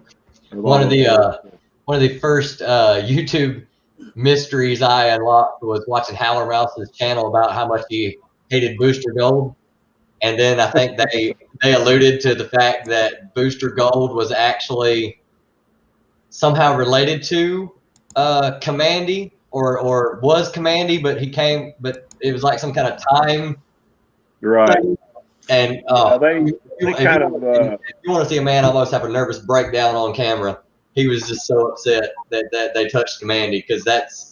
Yeah, I know. It's with him. It's like with me. I mean, he's a sacred character. You know, after when they did Crisis on Infinite Earths, you know, they like, okay, well, he's not really Commandy. He was like an alternate guy from another time, and he's actually Tommy Tomorrow. You know. Yeah, it was something like that. Yeah. Right. Yeah, as far as I'm concerned, after the 59 issues, Commandy stops. Yeah, right. I loved it. I know they went ahead and did things to it, but I ignore that. So. Yeah. If you want to talk about that, I'll turn my head. So. Yeah, I think the last thing I picked up was that Commandy challenge, you know, and of course, I would try to collect everything that had an appearance and just see if there was like something in there of interest, you know, just because I love that character. Yeah. Well, at least they didn't do what they did with my favorite character and make a clone of him, but then not really. But then. Yeah. We hear you. Right. All those years, the guy was sleeping with my wife. Oh, yeah. Well, guys, I appreciate everybody that came on. This has been kind of nice. I don't get to do this on Saturdays. This has been great. And Gratu has come to my rescue because if you watch the first 10 minutes of this thing, it was just me rambling. And so, but you guys come on, make me look good, and I really appreciate you all. Yeah, we're back at you. No problem. Thank you. Great meeting you. Yes, nice to see you. Great meeting everybody and get to chat. This is the great thing about this. We get to meet people, and I appreciate it. Yeah. And Shannon, hopefully Dr. Silverage will set you up. You contact me anytime. And yeah, I just saw a message. He said he was going to set me up there. So good. Yeah. I've been flashing my email. I hope you'll see it. But go ahead. He'll just give you my phone number. Yeah, probably be quicker for you. So, all right. Yeah, I don't have Facebook or anything anymore. I mean, I still use Messenger for family and friends, but I do the same thing. I do the exact same thing. I just don't even look at it. I just use Instagram. Yeah, I've got Instagram. Ratu's saying goodbye to us. That's this thing here. Yeah. There you go. All right, yeah, I'm about to go eat me some barbecue chicken. I got and just been stewing in a crock pot since like 10 o'clock this morning. That sounds good. That sounds good. Barbecue chicken. How far away are you, Tylox? For you, I think it's like a 5-hour drive. Probably. Yeah, I would say. Something in that area. Yeah, if you want, I tell you what, if you drive 5 hours for my barbecue chicken, you definitely got a plate waiting on you. I promise you that. All right, I'm going to remember that. Appreciate it. So, to anybody who's still watching, obviously we're going to wrap it up now. But if you want, check out Gray Man. I think he'll be on pretty soon with Jambo. So I guess it happens at Gray Man's site. So just scour the internet if you know. But for me, I'm going to go get some lunch. So you all have a great rest of the weekend. Gratu might start something tonight or tomorrow. Yeah. I'm trying to clear this area out that I'm going to do a telethon. It could be tonight. It could be tomorrow. Tomorrow's Sunday. It could be tomorrow. Right. You just said a word that nobody under 20 knows what it is. Yeah. Telethon. Telethon. They're like, what? Well, I don't have any followers that are under 30. 4, I think. Let me Yeah, see. you talk to I'm 36. I don't know what a Jerry Lewis telethon is. Oh, God. I miss Jerry Lewis. Oh, yeah. Do I follow your YouTube? Your YouTube? I have a channel, and yeah, I don't know if you're sub to it or not. I just now when Doc Silver Age just subbed me, I'm up to 57, so I'm always accepting applications. Let's see. I've got between 35 and 44, 25.7%. Between 45 and 54, 19.1%. And most 55.2% are 55 to 64. Well, that's originally what I used YouTube for, was to learn. I wanted to learn about comics, so I just started subbing people and watching their channels, and it's amazing how great that works. You got to be younger than 35, though. No, I'm 36. I'll be 37. Oh, okay. All right. Well, I was thinking wait. Receding. Yeah, it's happening. That's why I'm doing this. Yep. Exactly. Except mine's in the back. I got the shiny spot. So if I want this to show up, I got to have bright lights. But the bright lights show, hey, you can see, the shape of his head behind his hair. So, yeah, I discovered mine last week after I got out of the shower. I was like, what the hell is? Yeah. Oh man. Mm-hmm. It happens. Yeah, mine's genetic, so I don't have a chance. Well, Shannon, I will look forward to seeing you Monday. Gratu, whatever you're doing tonight or tomorrow, I'll watch. Tylox, great to meet you. Glad you could come on Monday. And good to even see your cat. Glad everybody in the chat.